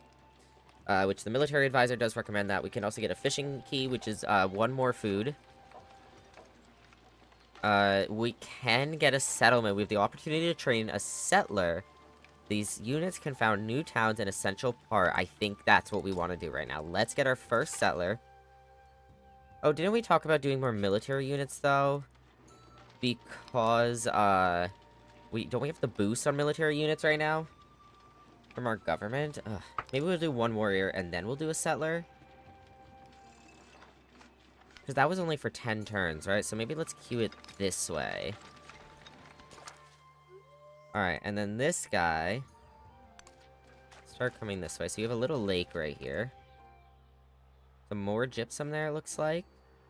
More marble up there. Alright, and then... let's come down here. Oh! Okay, so we have found... these people. Which... their village. So we can befriend them. We need 170, but we only have 166 influence. So we could befriend them with a little bit more. It becomes a city-state with you as its suzerain once completed, and it lasts for 60 turns. We can also incite a raid, which is incite an independent power to raid another civilization. It lasts for 2 turns. Okay. Huh. We'd have to select our target for that. I'm gonna leave that be for now. I kind of don't want our settler to be next to them because they are hostile. So I'm gonna have him get away as soon as he can. Let's go on to the next turn. Yeah, they do have a couple warriors around. We need to be careful with them. Let's get our scout over here. They have another warrior up here. There is another world, but it is in this one. Alright, so we can found our pantheon now. We can also change policies. So we can get priesthood, which would do +2 gold in all settlements. I don't care about doing that right now. We can choose a new civic for our tree. Which we could get mastery, which is +2 food in all settlements. So that's for clan networks. And then that, which I assume is a wonder. Alright, what did we want to get next? So we talked about going for this. The Code of Laws. Gain a free merchant. That would be nice. Well, let's just start with disciplines. We'll figure... Or actually, we did talk about Roman civics, too.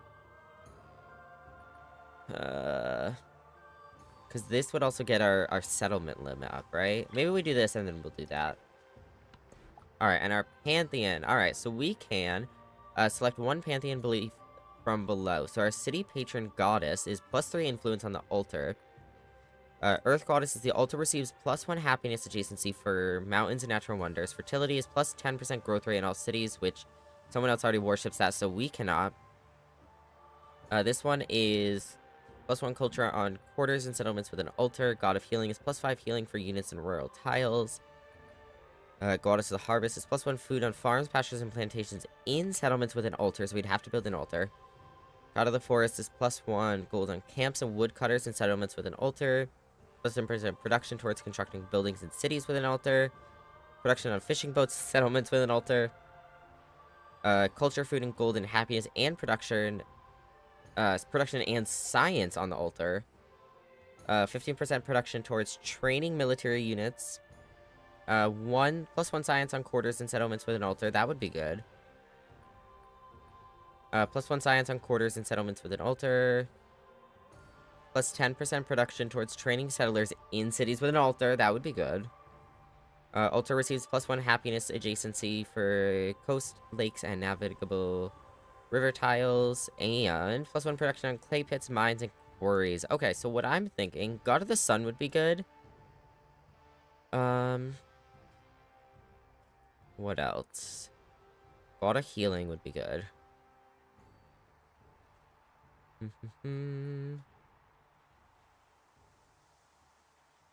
Let's do God of the Sun, because that would get us a lot if we do get altars. And then our narrative choice, the absence of life. I don't know what this is. One strange day, the sun climbs to its midday peak, and then vanishes. Obscured by a disk of darkness that wipes all light from the land. The rising wails of lamentation and fear are eerie. So we can say a great wolf has swallowed the sun, which is minus 50% science for 3 turns. I don't think we want that.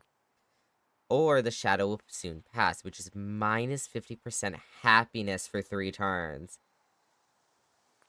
I think I'm going to do happiness as much as I don't want to. So we've already done a Pantheon, so we can skip over that. We're going to try to get out of here. So this is another lake. There's some more marble over here. Go to our next turn. Okay, so this is a different village scout. And then another village warrior, and they're both hostile. Interesting. Alright. Some more dates here. We're back into the desert. Yeah, I know. Enemies are nearby. Just skip this turn for now. Maybe fortify, actually. Just so we can be ready in case something happens. In case they try to attack us. Yeah, they are advancing on us currently. Alright. And then our second warrior, let's start getting them out here as well. Yeah, look at that. Look at those fortifications. That's actually kind of damn cool. We're gonna head over here. There's some... Oh, horses over here. I think that's our first horses we've seen. This is a warrior, but they are not, hostile. These are our first friendly villagers that we've seen. Now, we can rest until fully healed. We've only taken a little bit of damage. We could fight them. I don't really want to, but I mean, they have attacked us first. So, let's see. So, -4 for damage unit, +3 defending in rough terrain, and -3 difficulty bonus for combat. I guess we'll fight. We're gonna defend ourselves. Let's get these guys to advance as well. While they're up there fighting, and let's advance to our next turn. Alright, so they tried to attack us again. They're dead. We can choose a celebration. Congratulations, because you have maintained your people's happiness well, they've decided to have a celebration in our honor. Celebrations are periods of time when your people are more productive, and it's up to you where they direct this new energy. Keep an eye on the duration, as celebrations do not last forever. Okay. So we love the Tyrant Day. Social policy slot unlocked.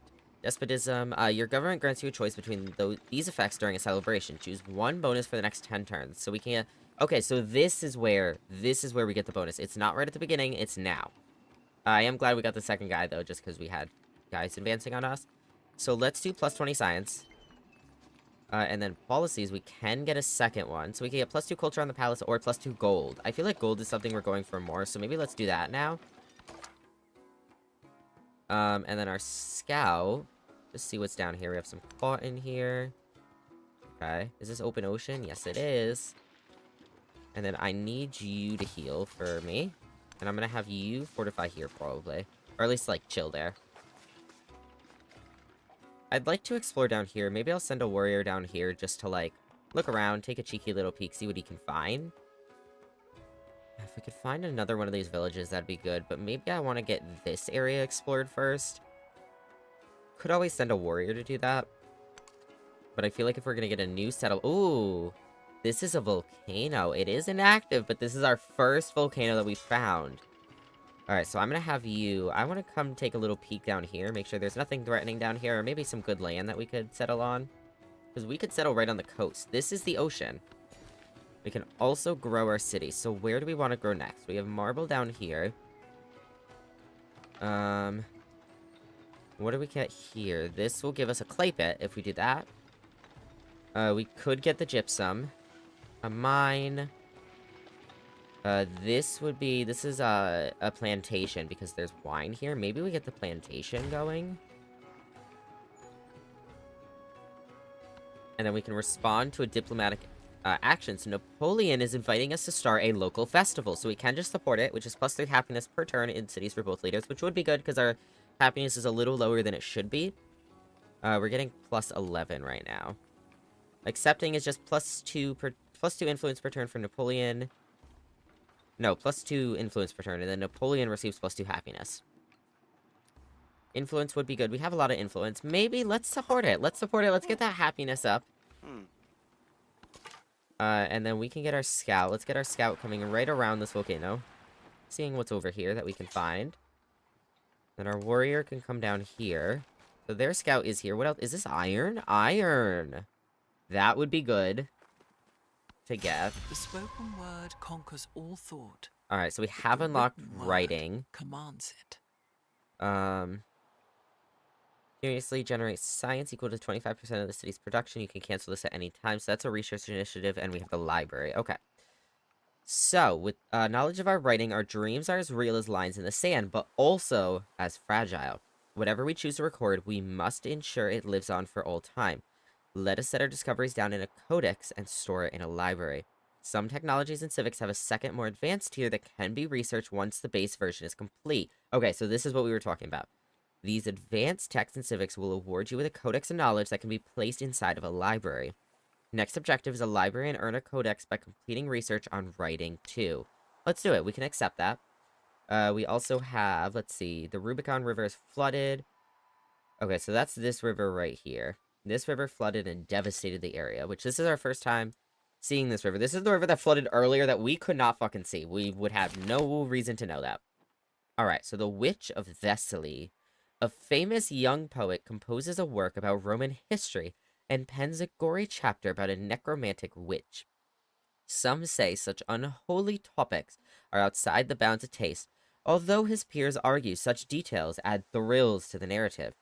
So we can say he should tone it down, which should be +25 culture, or we can ask for more gore, which is +50 happiness towards the next celebration.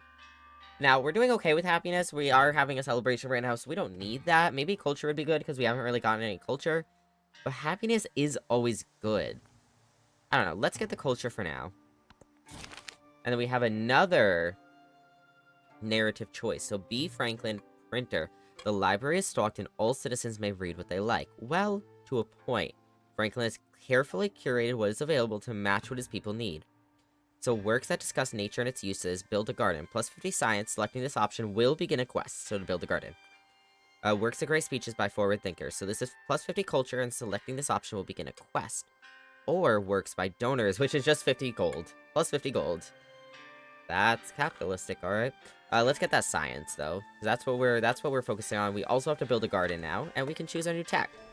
So we do have to research, mastery of writing, so writing 2, which is +1 science on science buildings, which would be good, 1 codex, and the seal technological advancement, which is gain a technology from the target that you have not researched. If the civilization has no eligible targets, we gain science instead. So I assume that's something that's an endeavor we can do. We also did talk about getting irrigation. Maybe we should get animal husbandry and then mastery, or animal husbandry and then irrigation. As for settlement limits, though, we have a limit of 3, and we haven't even gotten to 2, so maybe we're good to hold off on irrigation. Let's get animal husbandry, though, first. And then we can get writing 2, is what I'm thinking. Let's go take a cheeky little peek around here. So there is gold here. Oh, so this part of the river is what flooded. Yeah, this is mega flooded. That's the Yellow River, yeah. So this is the one that flooded, not that one. Alright, then these warriors will take a little more of a peek down here, and let's go to our next turn while I hydrate. Do nothing which is of no use.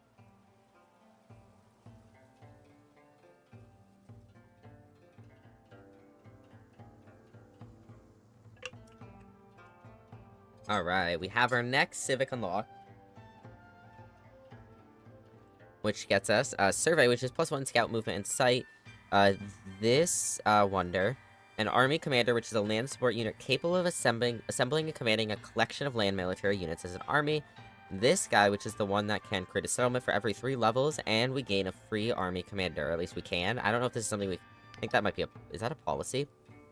Oh, relationships agendas. It looks like your relationship with Napoleon has changed due to their agenda. Remember, you may not need to directly communicate with another leader for your relationship to strengthen or deteriorate. You can check their profile to view more information on the status of your relationship and their agenda. Our treasury. Your civilization accumulates wealth in the form of gold, which you can see we have 200. Which is generated every term for various sources, including buildings, resources, land improvements, and civic policies and trades. It's a powerful resource which can be used to purchase things instantly that would normally require time and production. Keep in mind that most buildings and units have a gold maintenance cost which is subtracted from your treasury each turn. Maintaining a positive gold income is important. Okay. I would like to look at this first. So, survey. Yeah, that's a policy. It's +1 scout movement and sight. Which would be good, but I think I'll keep these 2 for now, so let's just keep that. Now, Napoleon, what's your agenda again? What do you... So, maybe he likes us because we have the smallest number of land units. We do not have a lot of land units. That's something that I want to get going on a bit more. We should ask for open borders. What I really want to do is know where the fuck his man's capital is.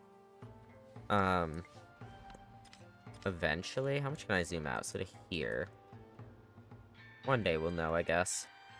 What filters can we see in here? So, continents. Okay, so you can see this is Asia. This is Mu. We can also actually... I feel like this is a little bit of a spoiler, because we haven't discovered these 2 continents, but we can see what the other 2 are. And we can look at the settler view, which actually we have not really looked at the settler view yet. So it recommends here, which makes sense, because that's right on a river. Recommends over here. Now, what is yellow? No fresh water available. Okay. Then we can see the hex grid. Resources, yields. Oh god, that's so overwhelming. And the minimap. Nope, keep that open. Okay. So, Napoleon changed from friendly to neutral. So maybe we have the most land units now that we have this guy? He's not a fan of that. And he sparked a diplomatic incident. Caused we settled someone... What? Settled too close to another civilization's capital. As a result, we gained 60 influence. Oh, he sparked a diplomatic incident. Because I think he settled too close to another nation's capital. Which actually, that showed us that something's going up here. I think he settled up there somewhere, so we know he's up there. Or he's just settled up there. And it's changed our relationship. Yeah, we know that. So, as for our next civic, we talked about what would the masteries get us, actually. Clan networks, which is +2 food in all settlements. And then that wonder. And then mastery of this would get us honor +3 combat strength against independent powers. Okay. I think I want code of laws. But if we look at Roman civics, do I want either of these right now?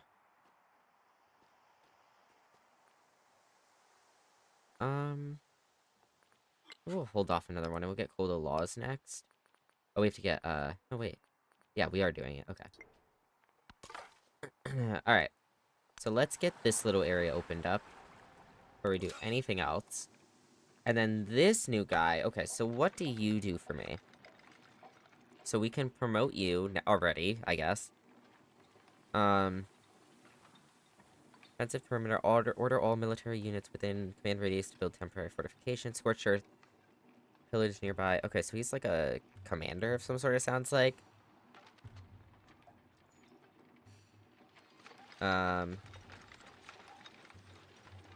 To form up on the army commander. So yeah, that's exactly what he is. So we can promote him. Oh no, we cannot, but we can look at the promotions. Okay. Huh. Alright, we'll look at that all once we have a point. For now... maybe we just have him kind of chill around here somewhere. I don't know, just stay there for now, actually. No, not wake. Did that not cancel? Is that what cancel is? I guess so. Alright. And then you, I want to get a little bit further down here. Oh, this is a ship from another village. And then we have unfriendly, hostile slingers right there. So we have to keep an eye out on them. Yeah, they're already attacking us. That's why we have to keep an eye out on them. And then you, let's get you... I just want to finish exploring up here. Oh, there's a tent camp right there, so let's go look at that. That is a scout right there. I'm gonna have you... come here. I guess maybe fortify there. I would like to have this guy come back and fight that guy, but I kind of also just want to see what's over here, because if I want a settler right here, it's good to know now. Now, as for you, I think we're going to go attack these guys. Let's go to our next turn. They're probably going to attack us again. Yep. I'm not doing a ton of damage. There is a new diplomatic action. Napoleon is inviting us to another open market. So if we do this, we get +6 per turn for both of us. Let's do it. We have a bit of influence. Alright, maybe that'll get our friendship back up again sometime soon. Now, why is our health down? I don't know. Let's go check this out. So, several soldiers have gathered for an impromptu contest of sport.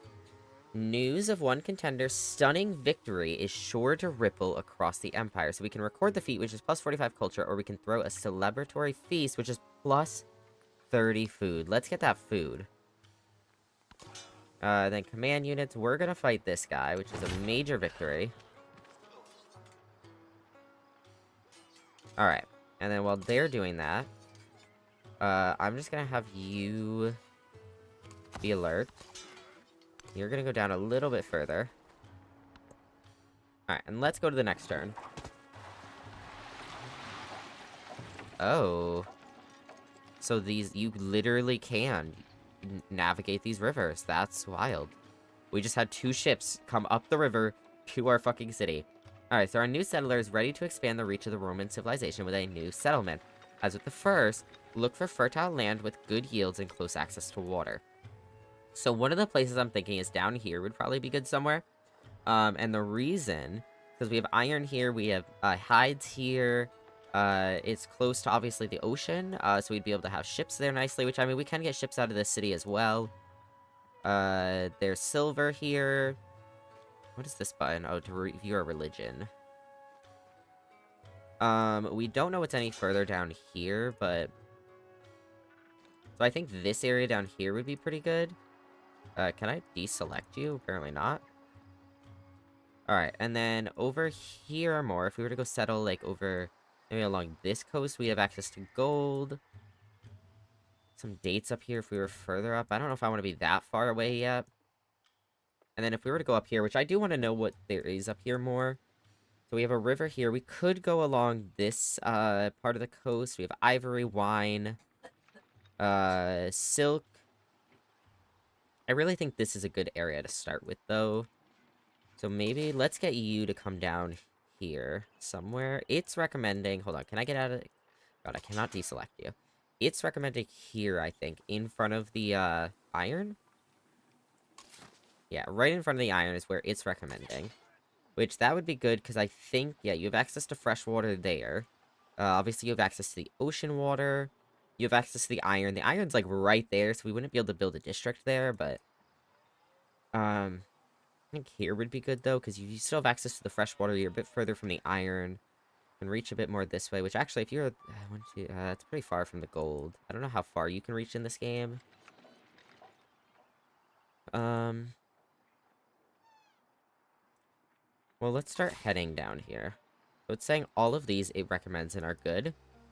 I wonder if there's a settlement somewhere right here, because it's saying no to all of this. I wonder if there's a village, like, right in here, maybe? There's no fresh water here. It does recommend it, or it does say okay there, recommends there. Yeah, I don't know. We'll go down to here. Oh, that's 4 versus 5, so that would take another turn, but we'll just start heading down that way for now. So, you are hostile. I don't know if we've seen this village yet, actually. Let's choose our new production. So we can build an altar, which gets all of those bonuses, which would be nice. Brickyard, fishing key, another warrior would be good. They do both recommend this, but that's going to take a while. Research initiative, and a couple wonders. Now, wonders are good, but then we'd be locked in, like, this, not stalemate, but almost stalemate of, like,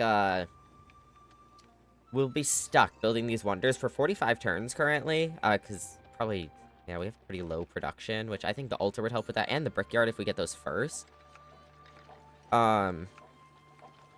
But we'd be stuck building those for a while, and we wouldn't be able to get any new units until the next city's up. So let's get the altar first. We have to decide where to put it. So we can put it in here as well.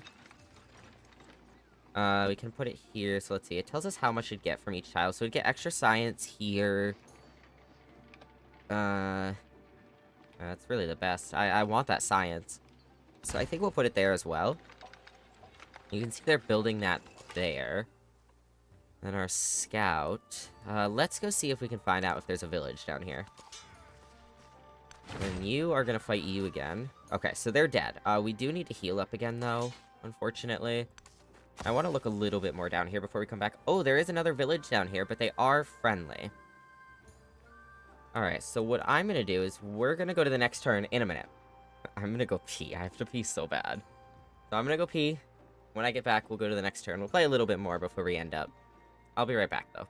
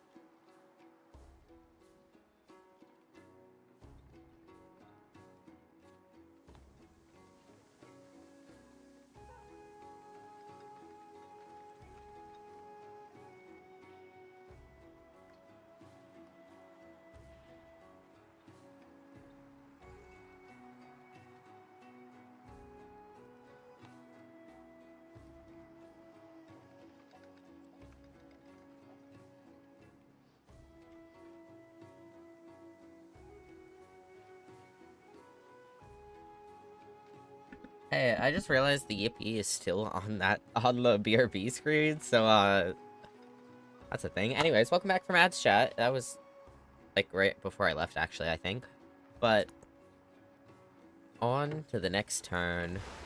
The caged bird watches butterflies with Alright. envy. So we can now make a saw pit, a slinger, and we can get these, which is this symbol policies? I haven't figured that out yet. +1 production on camps and woodcutters, and +1 food on pastures. Now we also have issues going on up here. Are my fishing boats seem to be fine. These guys are hostile though. They're both half health though. So if I could do something about that. Oh, this all just flooded. Our river flooded. Okay, well. Okay, so we're friendly again with Napoleon, I guess. This man is so back and forth. Damage appears to be light. Okay, so that's good for us. We can choose our next tech. Which we were talking about doing that. Maybe we get irrigation. What would that do? Oh, that would get us the garden, which we have to build anyways. And a garden would be lots of food. I feel like all this is taking so long. Gotta get our science up. A bath, a market. 1 specialist limit in all cities. Interesting. Let's do irrigation first. And then our scout is gonna continue on down this way. These warriors, I'd like them to fortify up. I might have them go back to friendly territory to do that. I don't know. Let's just have them heal. And then these guys. So these guys are friendly, so we're just gonna go right around them. So there's some more hides down here. There's also snow down here, so we might be pretty far. Yeah, we're pretty far south, actually. We're pretty close to the bottom of the map. Where's the top of the map? Oh, it's far. We are a southern empire when it comes to the world. Okay,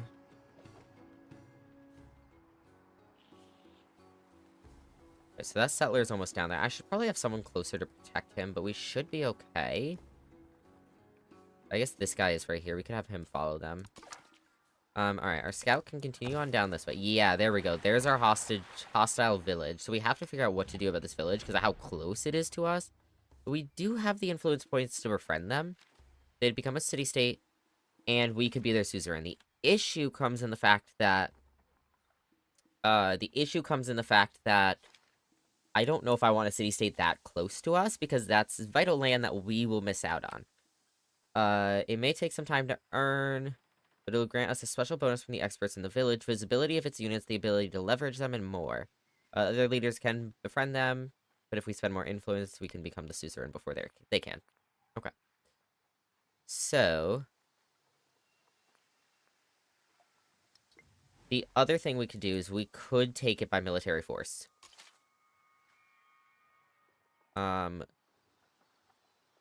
I don't know how easily we'd be able to fight 2 warriors and the village, but we could try to take it by military force. We don't have many dudes right now, though, is the issue. I'm gonna have this guy start coming back up now. But yeah, that's the thing. We have a commander, 2 warriors, and that's it. We really don't have much. Alright, well, let's get our scout out of here. I kind of want to explore north and west now. We haven't done much of that. Honestly, could have just had a second scout do that. Okay, let's get this guy to go back. Okay, so our settler's almost to the new area. They have another warrior, so maybe we should deal with them before they get too powerful. There is a dust storm happening. But it literally ended right before our city, so we're fine. That might mean there's a desert up there. Oh, look at our puppers. They're so cute. Alright, our settler has made it. It does also recommend putting a city here, which I guess would work too. Because that would give us more of the land near them. It might piss them off. I don't know how that works. There is the hide next to it. How many tiles is that? 1, 2, 3, 4, 5. 1, 2, 3, 4. They're both about 5 from the city center. This one has happiness, though, so yeah, maybe we do settle here.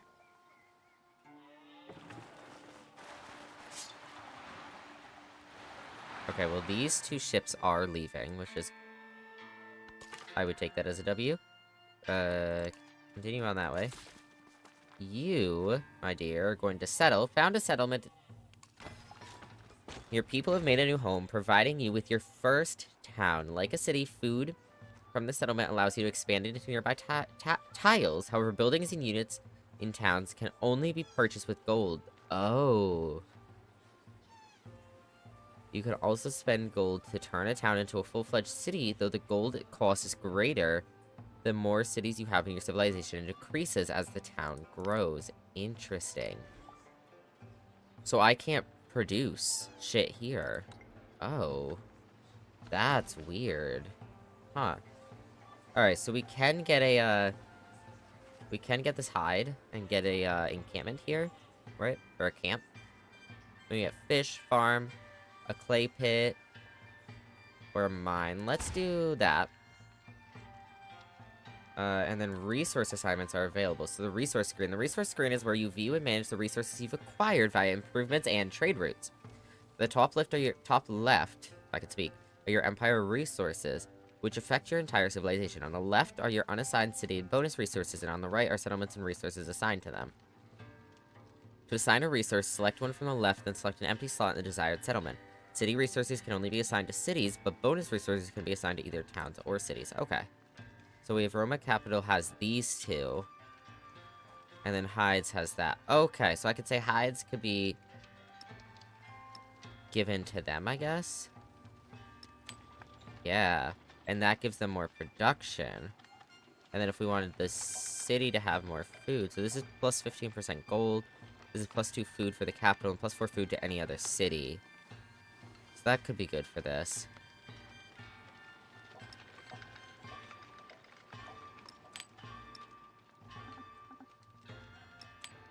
Okay. Interesting. Okay. That's so interesting how that works. I'll have to get used to that. Let's have these guys come back up here. Oof. Hi. Now, we could just outright attack them, or we could get an encampment, which I think would better our chances against them. Defenseless settlement. Our settlement of this town stands unguarded in these dangerous times. Not necessarily. There are guys right there. But not unnoticed. The forces of this village approach. We must bear our fangs to protect the citizens. Send military units to this urban center immediately. I already am. Chill. Surplus influence. Influence is squandered when hoarded. Its value lies in how it is traded. We should use our unspent influence to strengthen our allies and boost our trade yields. Oh yeah, I guess we have 300. Alright. Let's get... You receive plus 4 science per turn.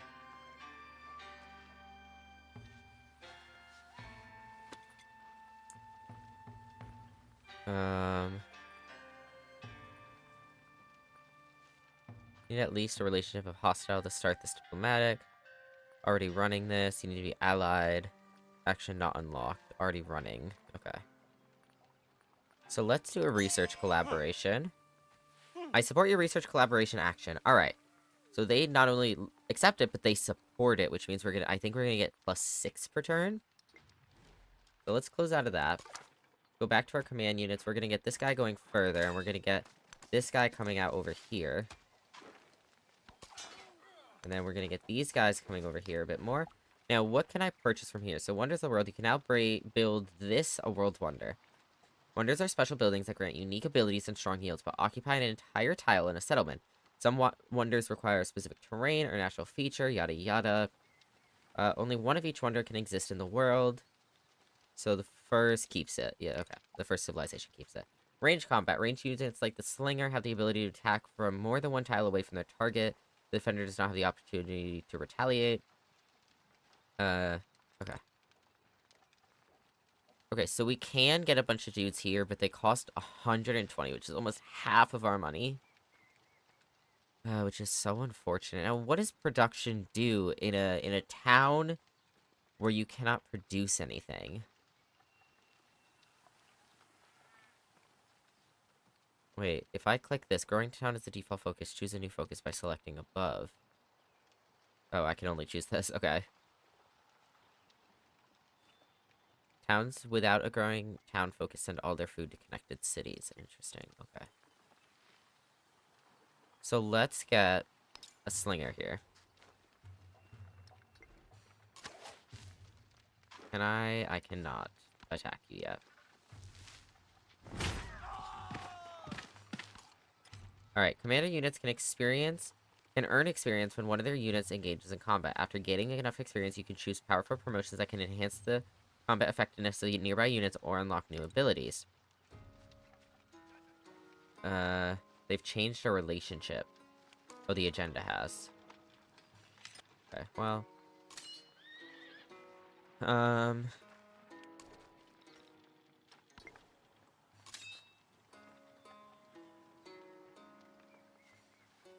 Now, what can I do here? So I can order all military units within the command radius to build temporary fortifications, and I can order all infantry and cavalry units within command radius to attack a specified target. And they have +2 combat strength for this attack. That's nice. The issue, though, is I want this guy to be closer.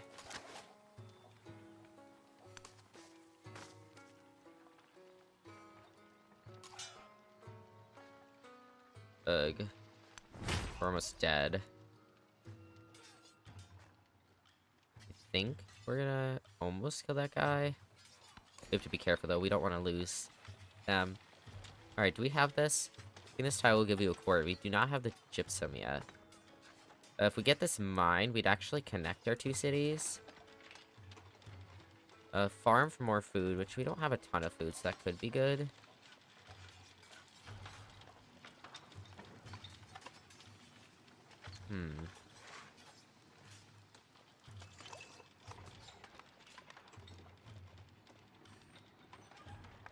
Which one will connect? It's a mine that would connect us, unfortunately. Let's do the farm. I want the farm. Alright, and then this guy. Just, skip turn for now. And get our scout further this way. We'll go to our next turn. So this guy's almost dead. Okay, so he attacked us and got himself killed. And then you guys are almost there. Okay, I'm gonna move you forward. We'll move the slinger forward.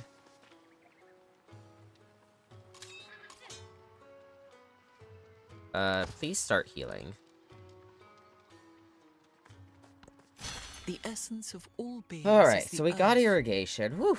the I'm a earth little, water, like, the water plants. a little scared of this little village. Alright, so we can get garden, we can get the +1 settlement limit, and we can get hanging gardens. Happiness measures your people's satisfaction with you. Settlements send you excess happiness. After enough excess happiness has been accrued, if I could speak, you'll earn a celebration. Settlements with negative happiness will receive yield penalties. To earn happiness, settle near fresh water, slot resources that grant happiness, and construct happiness buildings and wonders. Border settlement management and ongoing wars can reduce happiness in settlements. Don't fret, your advisors are here to monitor your happiness and alert you of any issues. Okay. How's this town's happiness doing? 4. Okay. So let's choose our next tech. So what would masonry get us? Ancient walls, monument, pyramids, and +1 production on mines and quarries, thing. Okay. Bronze working would be spearmen, which I would say would be a W. Barracks and archers. Legions. Maybe that's what we need. I feel like we need stronger military units to try to stay ahead of the game a bit here. Alright, and then I'm gonna have you advance. Do I want to have you advance? Yeah, I kind of want these guys to be healed up first. Because they're low. I want them for the fight. So let's get this guy up here so that we can keep... If we can keep everyone in... the legatus? I don't know. In the commander's range. We can get every one of them in this circular area, then I can just tell him to attack one unit at once, and it'll give us extra combat strength. So you're just gonna skip your turn. Maybe even fortify. I'm gonna have you fortify, just in case we get advanced on first. Alright, the local festival diplomatic action targeting you has completed. Okay. Then who can we move? We can move our settler. Let's explore a bit northerly first. Okay. And then we'll get these guys. I want them right here. Okay, so those two fortifications are completed. So we're ready for anything the city may throw at us. We do have another diplomatic, thing. So he is inviting us to start another local festival. So we have 300 influence. We support it. We can get +3 happiness per turn in cities for both leaders. Or just, +2 per turn. +2, influence per turn, sorry. I guess we'll support it. Alright. And then our defenseless settlement that they're still worried about. Oh no, it's actually Roma right now. Oh, it's because there's a scout here. You'll be fine. Which actually, I do want to think about, though. 120 to purchase a warrior. Maybe that's a good investment, just to keep someone stationed up here, but we'll just keep an eye around. I'm gonna have you... I kind of wanted him there, actually, now that I think about it, but that's alright. We'll get you here, and we'll advance to our next turn. Alright, so we do have guys right here. Another leader has started an endeavor with you. Yes, that's because they asked for it. Okay, so there are hostile warriors here. We're gonna try to get away. Let's run up here really quick. And then... Alright, so how is this guy's health doing? Ugh, not even halfway healed, man. I told them... Focus fire. Order all ranged unit within command radius to fire on a specified target. All units have +2 combat strength for this. So I could tell them to attack these guys. And it would give them extra combat strength. But they can't attack us back because they literally have walked up to us. I think I'm going to do it, though. That didn't do much for us. So maybe it is better to have them pull back. But we'll leave it for now. I'm going to have... also set up fortifications. Let's advance to the next turn. Oh, we can promote finally.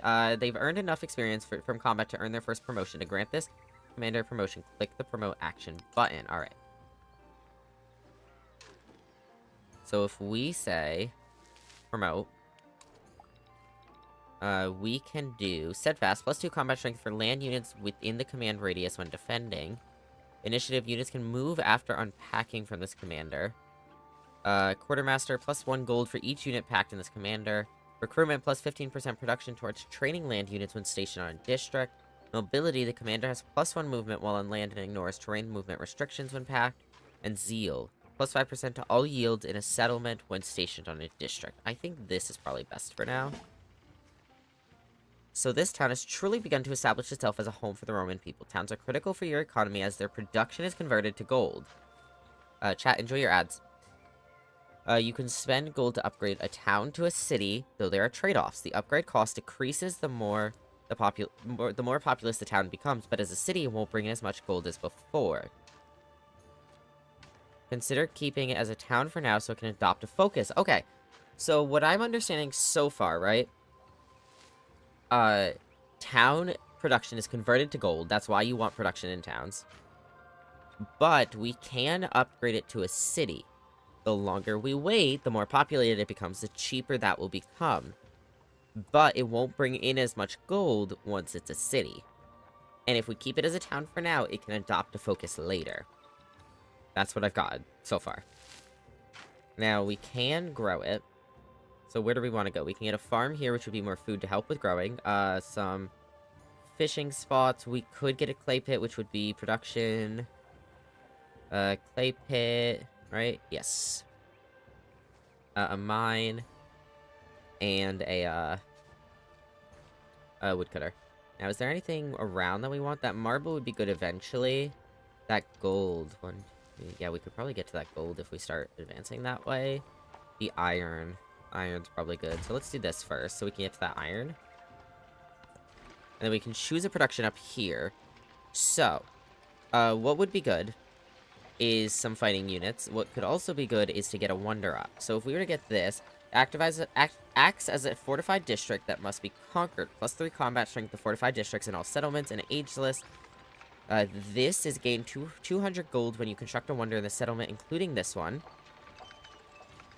High rodent. And hanging gardens is +1 food on farms in the settlement and +10% growth rate in all cities. That would be amazing. +1 expansionist attribute point. I like hanging gardens too. And that gets a happiness and a food. Where could we put that? So what was yellow again? Oh god, I don't remember.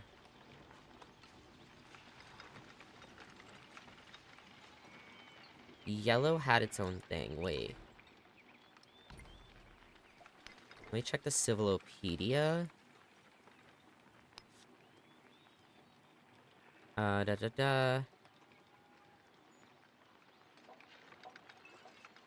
does it tell us? Chat, welcome back from ads.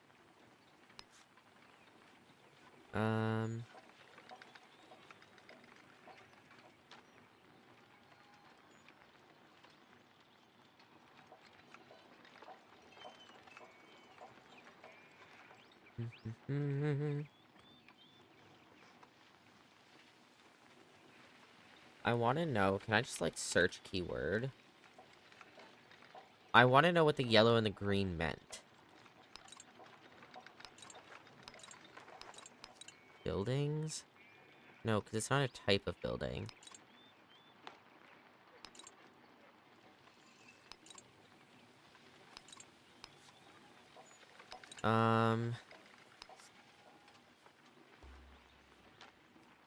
Really doesn't tell you in here?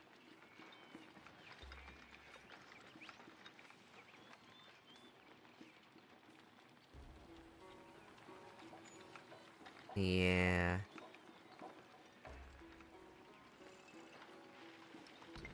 Let me look again. So that yellow is already... I think yellow is you'd have to destroy it. Yeah, you'll build over woodcutter, you'll build over farm. That's what it is. Where is somewhere we're less likely to use? There's this over here.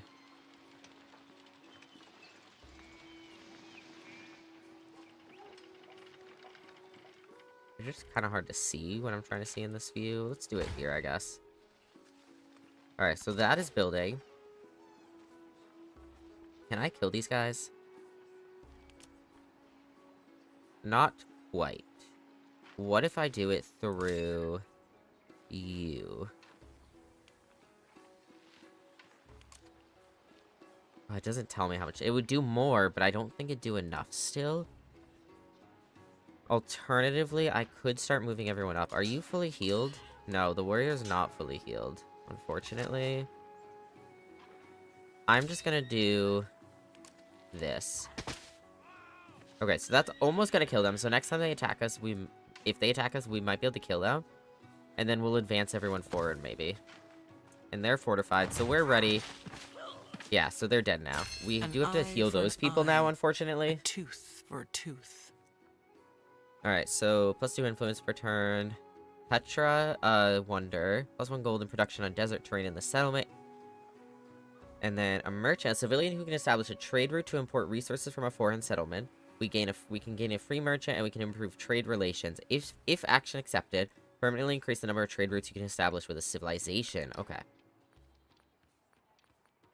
So yeah, we can do +2 more influence per turn, which could be better than gold, but I think we're doing okay on influence. Alright, so we have a narrative choice. Hearts of Bronze. Those soldiers' bodies lie in rows before the enemy. Those that still stand do so with fearsome courage. Their cries shake the land. They'll inspire others to joy, which is heal plus 25 on all units. That'd be beautiful. Or their strength is in one another, which is activate reckless ability, which is plus 3 combat. And then strength when attacking is minus 2 combat strength when defending. Wait. Oh no, plus 3 combat strength when attacking, and then minus 2 combat strength while defending on all units. Well, if I got this, is this permanent or just now? Because we're probably going to be defending quite a bit right now. But we can attack. But if we do this, we can attack immediately. I think I'm going to do this so that we can get those people going. We can move into this. Let's check our civic tree. So we officially have Code of Laws. That leads us to citizenship, which is castes policy. Is that a policy? I think so. Plus 25% food in towns, and then drama and poetry, which is plus 50% production towards construction culture buildings. Palace, what do you call that? Wonder. And cultural festival, which is continuously grant culture equal to 25% of the city's production. You can cancel it at any time. Okay. Just do a quick skim of these. What is this? Wonder construction grants a bonus to wonder construction. Okay. Plus 1 settlement limit. City Guard, Oracle, Honor. Maybe we do one of these real quick.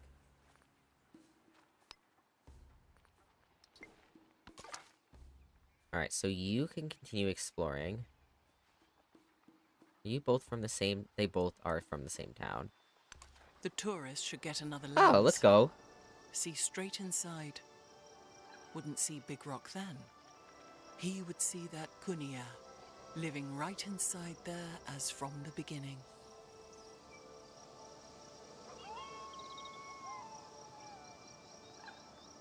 Okay. We have discovered a new wonder. A new natural wonder, at that.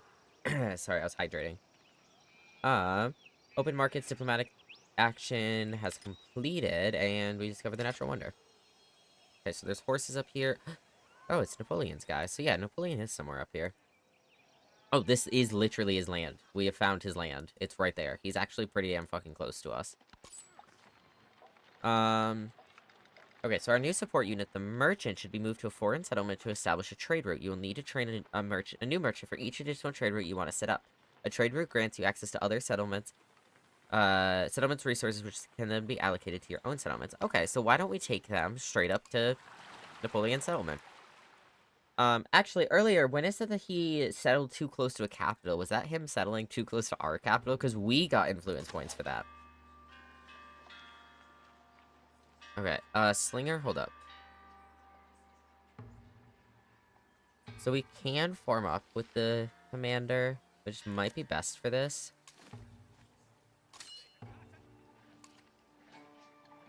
Super yoink. Hey, yo. Yeah, you're almost healed up. You get in there. Oh, they're gone. Okay. Alright. I think we're gonna start moving in.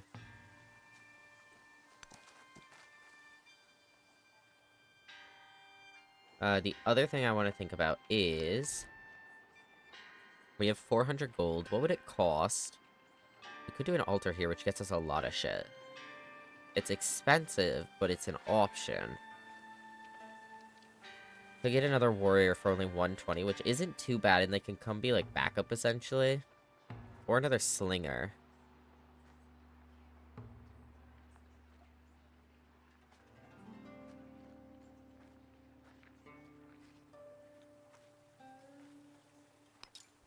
We'll do that, and then we'll also do...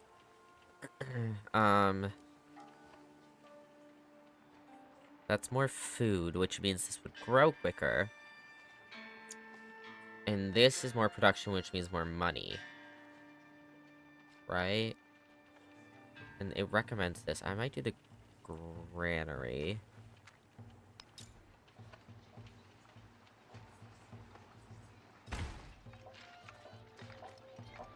Alright, so we did spend a lot of money.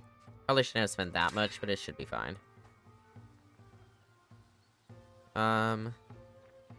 we build fortifications or do we go right to here? I'm gonna go to here. Alright, let's go to our next turn. They might attack us. We'll say, oh, we get to choose a new celebration. We love the Tyrant Day. Alright, so we could do plus 30% production towards training infantry units for 10 turns, which, because we're doing a wonder there, I'm not going to do that, so let's get more science. We do have a new policy slot. Plus 1 scout movement and sight would be good, but plus 2 influence would also be good, because then we can do more with other leaders. I'm going to do this, I think. And then, let's go straight up. You can see they have another city up here. Okay, so our merchant is going to continue up this way. Oh, shit. These are hostile warriors. Fuck, I probably shouldn't have put him right in the middle, but it's fine. And this guy's going to start going over here. And as for y'all... Now, this says...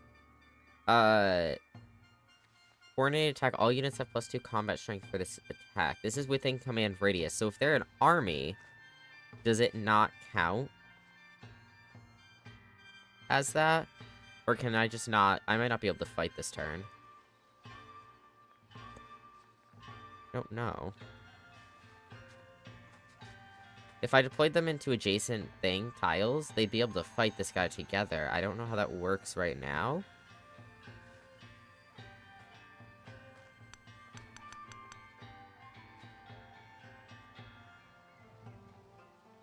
I don't know, build a fortification for a minute. We'll see what we can do next turn. Oh, look, there's roads. Look at that, we have roads now. Alright, we have a new diplomatic action from Napoleon. He wants to open markets. Let's do it. Alright, and then our units. Some wool up here. Let's go this way. I want to know what we could settle on over here. Like, what? Oh, we could go down to that.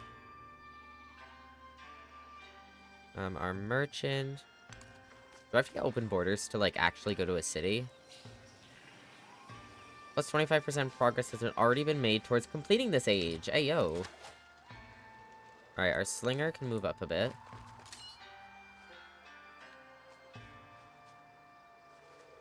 Form up on a nearby overrun. Destroy a weaker unit without needing to deploy this. Oh, yeah, so we have to deploy? No. Yeah, we have to deploy. Destroy a weaker unit without needing to deploy stacked units. So I think that's what it is. I think you have to deploy to then attack. And this just means they can move as one. Let's deploy the army. But that meant this direction.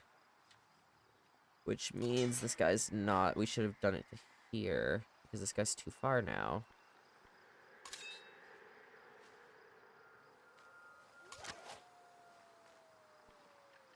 And now we have to wait another turn before we can attack, right? I think that's one of the promotions you can do, is you don't have to wait a turn. Oh, these guys need to go around. That's right. Yeah, so let's get a coordinated attack on this guy. Yeah, because these guys are too far. Fuck. It's such an awkward spot because there's a mountain here, there's guys back here, which we can't fight from here, and there's water here, so I don't think I could... I think they'd be in a boat if they were here. I don't think it'd work, unfortunately. And I can't attack them from here over our unit. Let's see if I can get these guys to go up and around. These guys can attack, though.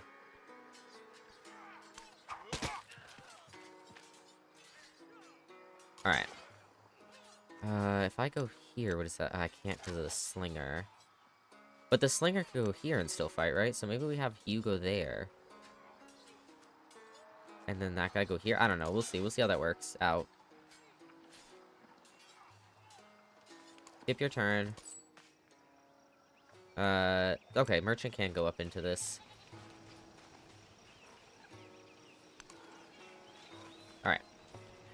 And then, friendly to helpful. Let's go. Started endeavor with us. And the agenda change our relationship. Okay. So we can officially form an alliance. We can improve our trade relations. If action accepted, permanently increase the number of trade routes you can establish with the other civilization by 1.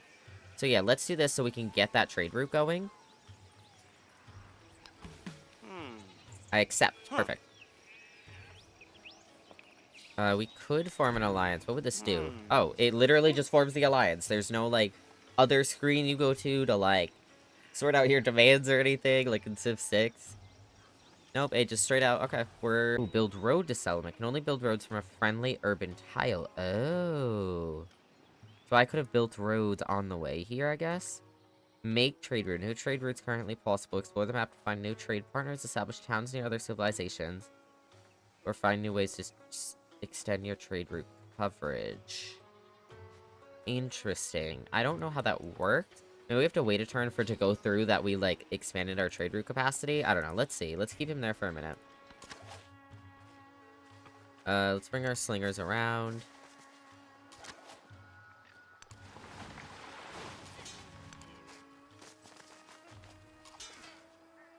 Okay, and then... Nope. You. Coordinated attack against this guy.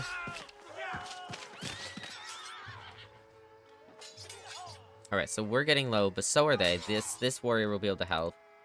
Honestly, if we kept the slinger there, that might have worked better. I don't know, we'll see how it all goes. Alright, what town? We can grow our town. Which means we can get the iron right now. So let's get that. And that officially means we're connected through.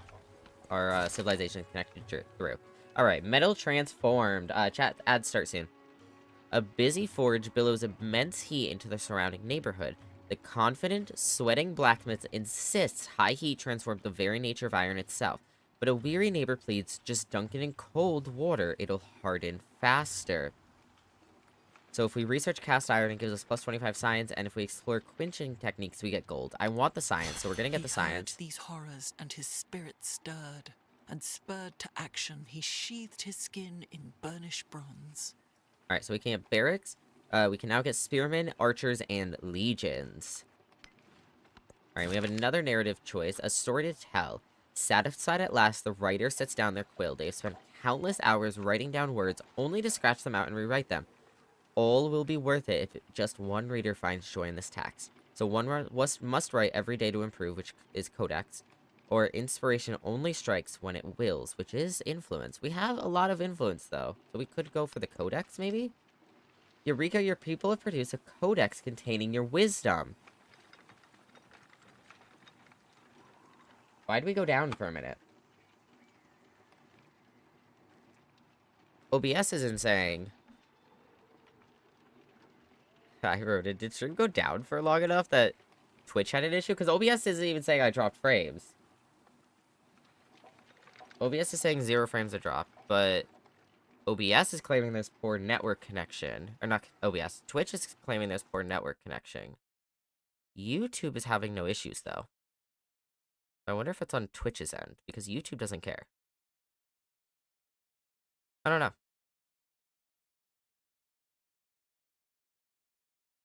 Well, I reloaded the page and Twitch says it's excellent connection again.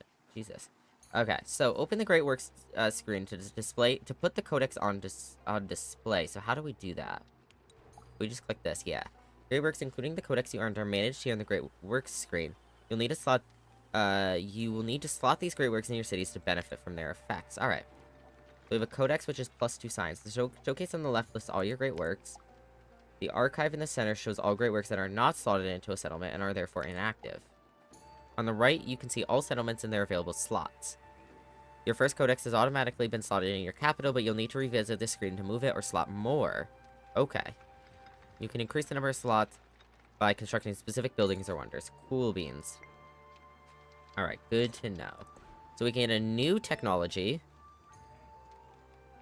Chat, welcome back from ads. Let's see. So we can get masonry. We can master that. The villa, which is happiness and influence. the ballista unit, the chariot unit, and military infiltration, which has gained vision of all the target's commanders. Interesting. Currency can get us the bath, a market, and 1 specialist limit in all cities. Okay, navigation, a lighthouse, that, and that naval unit. That wonder and that naval unit, sorry. Just that. That. It's, you know, that, and that one, and that one. Alright, let's get masonry, because that'll be quick, and that gets us more production. Have you continue southwards. So why can we not make a trade route here? Because we do have our trade capacity up, do we not? Permanently increase the number of trade routes you can establish with this with the other civilization by 1.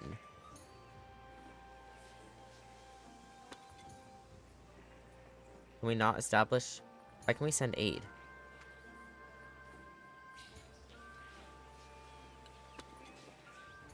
Yeah, they settled too close to us. Supported endeavor, leader agenda. Endeavor, shared government, first meet. Did we not already do this? I accepted your improved trade relations action.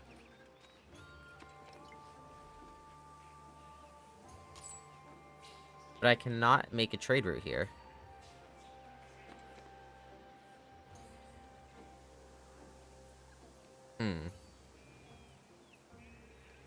Let's see how making a trade route works.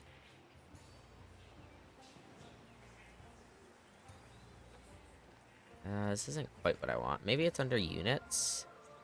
Is there like a units? Statehood, settlements, diplomacy.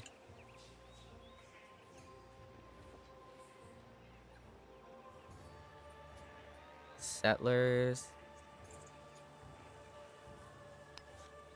Roads are automatically created between nearby settlements upon their establishment, allowing for efficient unit movement. Merchants can also be deployed to manually build roads. When a town is connected to a city via roads, they can support the city by feeding it once it's specialized, enhancing the city's growth. Use merchants strategically to establish road connections between key settlements, especially if the automatic road network is insufficient. This will enable better urban growth.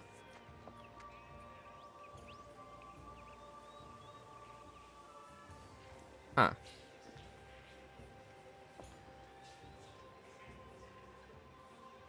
Merchants, here we go. Get rid of that. Go away. Okay. Merchants can travel to other legal settlements to establish trade routes, gaining access to their resources. Merchants are also useful in building roads within an empire. Merchants go away after each age transition. Make sure to research the corresponding tech or civic to unlock merchants again after every age transition. Tip. Merchants are your primary method for acquiring foreign resources. Use them strategically to strengthen your economy and complete certain legacy paths. Additionally, you can use merchants to build roads within your empire, which can help you connect towns and cities in order to feed them. I wonder if this town literally just doesn't have shit for us. Let's go over to this town.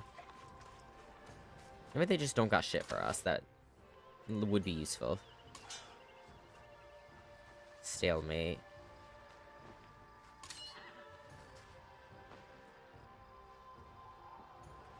If you go there, let's do focus fire on them.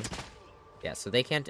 They wouldn't be able to do anything anyways because of they just got moved. But oh, we can only choose one thing to do per turn with them. Interesting. Okay. There we go. Okay, so we can move into here. And now we fight these guys. Where do I want to move you to? Well, let's move you there, because we need to fight these guys now. Commander does have an available promotion, so let's look at that. So land units within the command radius complete fortifications 1 turn faster, which is nice. Or hold the line, +2 combat strength for land units stationed on a district within the command radius. Okay. Units can move after unpacking from this commander. I think I want to get that. Alright, let's go to the next turn. Oh, I wanted to see if we could buy anything here, but we'll do that after.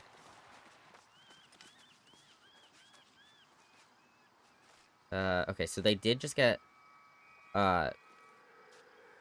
Let's see, our settler can come down here. So this is more ocean. Improved trade relations has completed. Okay. Did stream restart when I wasn't looking? Apparently, it might have been on Twitch's end, though, because OBS is saying there's no issues, YouTube's saying there's no issues, but Twitch was saying there was an issue, so I don't know. Okay, so... let's get you... Nope. Let's get you to here. So this is your capital, so maybe I can get a trade route here.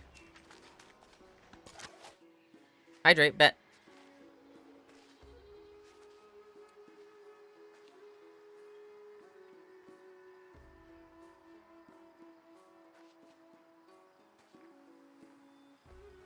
And a stretch, bet. Alright. So now I can focus fire, which should be both of these guys. Or I could do a coordinated attack, which would be both of these guys. I could attack these archers. And I think coordinated attack, these guys would not be able to do anything against these guys, unfortunately. I just don't like how low our health is right now. Maybe we focus fire on this guy. That means this guy wouldn't be able to do anything, though, unfortunately. Even if he went here, that's a navigable river. So he'd be in a boat. He wouldn't be able to do anything. I don't know, let's focus... Oops, let's focus... Oh, we can only... These guys... Oh, you can't... These guys can't do anything? That sucks. Alright, well, I guess let's focus fire on these guys. And then... let's have these guys... Minor victory there. Major victory here. Let's have them attack. Let's just get rid of these guys. As quick as we can. Alright, let's kill them. So next are these guys. The only unfortunate thing is these two are getting really low on health. Kinda sucks. I'm gonna have those guys move here, because these guys really need to heal. Yeah. Can you do a ranged attack on these guys? No. Yes? Oh, they can. Oh, it's because, they're not in range of each other, so he cannot control these guys right now. Okay, I still haven't looked at buying anything there, which I meant to. Oh, they tried to attack us and died. Well... research collaboration has completed. We have defenseless settlement, yada yada. Which settlement right now? This one, it's just because of a scout. I'm not worried. I'm more worried about this guy, and he's not doing anything to us right now. I just want to open up these three, and then I want to open up some down here. And then I'm going to have you... Actually, wait. Oh, we killed all of them. Wait a second. So what can you do with this place? So we can disperse the independent city. You can just skip your turn. You can be added to an army. That's it, actually. We just disperse. Alright, well, if they're going to be hostile against us, we're going to disperse them. He was the first We've also unlocked wall, masonry. 80 miles in length, which was to separate the barbarians from the Romans. Alright, and we can now get ancient walls, which will help fortify our cities. Monuments, we can build the pyramids, and we can get +1 production on mines and quarries. Alright, we do have a new narrative choice. Militaristic attribute. Strength is best measured by the skill of its use. Wisdom sharpens power blade. We get 1 militaristic attribute point. I don't know what that means yet, so leader attributes. You've earned your first leader attribute point. Okay. So I assume this is like great people in Civ 6, maybe? These let you customize your leader to fit... Oh, no. This is to customize our leader, literally. To fit your playstyle, to choose your first attribute, click the attribute icon on the leader's portrait. Okay. Whoa. Legacy. Attributes you choose will apply for the remainder of the current age as well as all future ages that this leader participates in. Some points are for specific attributes, but wildcard points can be spent anywhere. Okay. So this that we got was a militaristic point. So we have to go over here, and we can get +5 combat strength against independent powers and city-states, or gain 1 free war support on all your wars. What does that mean? If I click it, is it going to tell me more about it? Or is it going to get it? So 1 free war support on all our wars. Does that mean, like, our citizens would support it? Or combat strength against independent powers in city-states. This would be good because this is a bit of an issue right now with all the independent powers around us that are hostile. Let's click it and see if it tells us more about it. And if it doesn't, then I guess we get this one. Yeah, we got that one. Okay. Because I don't quite know what war support is, unless it's just, like, our literal citizens, like, supporting us. Alright, so I'm gonna need all these guys to head back right now. If I just have him assemble the units up, we can just all walk together. And same with these guys if we get them there. Wait, he didn't assemble this guy? I don't know, just get going, I guess. These guys will walk on their own. Alright, so our new research, let's see, what can we get? What do we want to get? So, this would get specialist limit up. What does this do? +3 combat strength for infantry units and +2 production on military buildings. That would be good, especially because we have barracks now, and I would like to get barracks. +3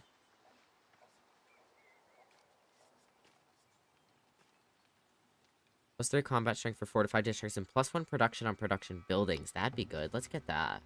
I don't know if we have any production buildings right now, but in case we do. It's been dispersed. We've received 100 science. Let's go. Alright, so what can we do here? We have 222 gold right now, which means in reality we don't have a lot. We can get archers. And then over here... So we're doing this. We have 21 turns left on that. I really want more production. Which this would do that. If we just bought this outright, that'd be more production. Which, I don't know if that's the best use of our money. But I really want the production. And it gets us science, which I guess is a W. So 3 production, 1 science. It would destroy that if we went there. So it's going to be in one of these two. Let's do it up here. The Roman civilization continues to flourish. Now's a good time to remember what makes your leader and civilization different. Click your leader portrait. Oh, okay. This is your leader screen where you can review choices you've made about your leader and Civ. There are 4 panels. Diplomatic actions, independent powers. I assume it's in order. Independent powers you've encountered, your government, and your unique abilities determined by your leader and Civ. You can return this menu at any time by selecting your leader portrait. Okay, so we can look at what's recently ended. So our improved trade relations twice in our research collaboration. Ongoing is our local festival and open markets. Independence. Wow, we've met a lot of independents. Independent cities. So we can look at them all from here. We can befriend them from here. We can incite raids. From here. Which is something we were looking at earlier. And then, let's see. So this just tells us our government type, our pantheon. And then this is our leader abilities and the Roman Empire's abilities. Okay, cool. Cool, cool, cool. Alright. So, let's go to the next turn. And I think... Can you do this yet? No. Well, we'll... Oh, wait. Out of range. Oh, so we can trade with the capital, but it's out of range of our cities, is what I'm assuming that means. Alright, well, we'll take a peek at that next time. I'm gonna leave Civilization 7 there for today. This was a lot of fun. It's got some things that are different from Civ 6, which is nice to see, but it's a lot of new things to learn. But I like seeing some of the things they've built on. I like seeing some of the new things as well. Honestly, I was a little iffy on changing, civs throughout, ages, but I'm excited to see how it goes. But yeah, I had a lot of fun. YouTube, if you liked this video, give it a thumbs up, Sorry, I spaced out. YouTube, if you liked this video, give it a thumbs up. If you have any comments or feedback, you can leave them down below. If you want to subscribe, follow for more, you can do that. Or if you want to come join us over on Twitch, you can find us at twitch.tv/LoboSimbi. And I'll see y'all in the next video. Bye-bye, YouTube. Bye-bye. Alright. So. I think we're gonna leave it there. I had a lot of fun. Let's save it. It does have autosave every turn. That's why I haven't been saving. Franklin Ant 54. Sure, if you want to save it as that. I don't know why that's the save name you picked. Because that's not Ant? Rome? Benjamin? Where'd you get Ant? Is that just random? I don't know. That might be randomized. Alright, chat, but I had a lot of fun. We will definitely be coming back to this game. Probably a few more times this week. I want to bang out some of this game so we can get back to, like, Planet Coaster 2 and whatnot. But yeah. I am gonna get out of here. I'm really hungry. We started stream really late today. Let me see if anybody is on. And while I'm doing that, YouTube, I'm gonna get y'all out of here. VOD channel, I really appreciate y'all. Thank you so much for coming in, and I will see y'all in the next one. Bye-bye, YouTube. Bye-bye. Alright. So, let me pull this up, and turn this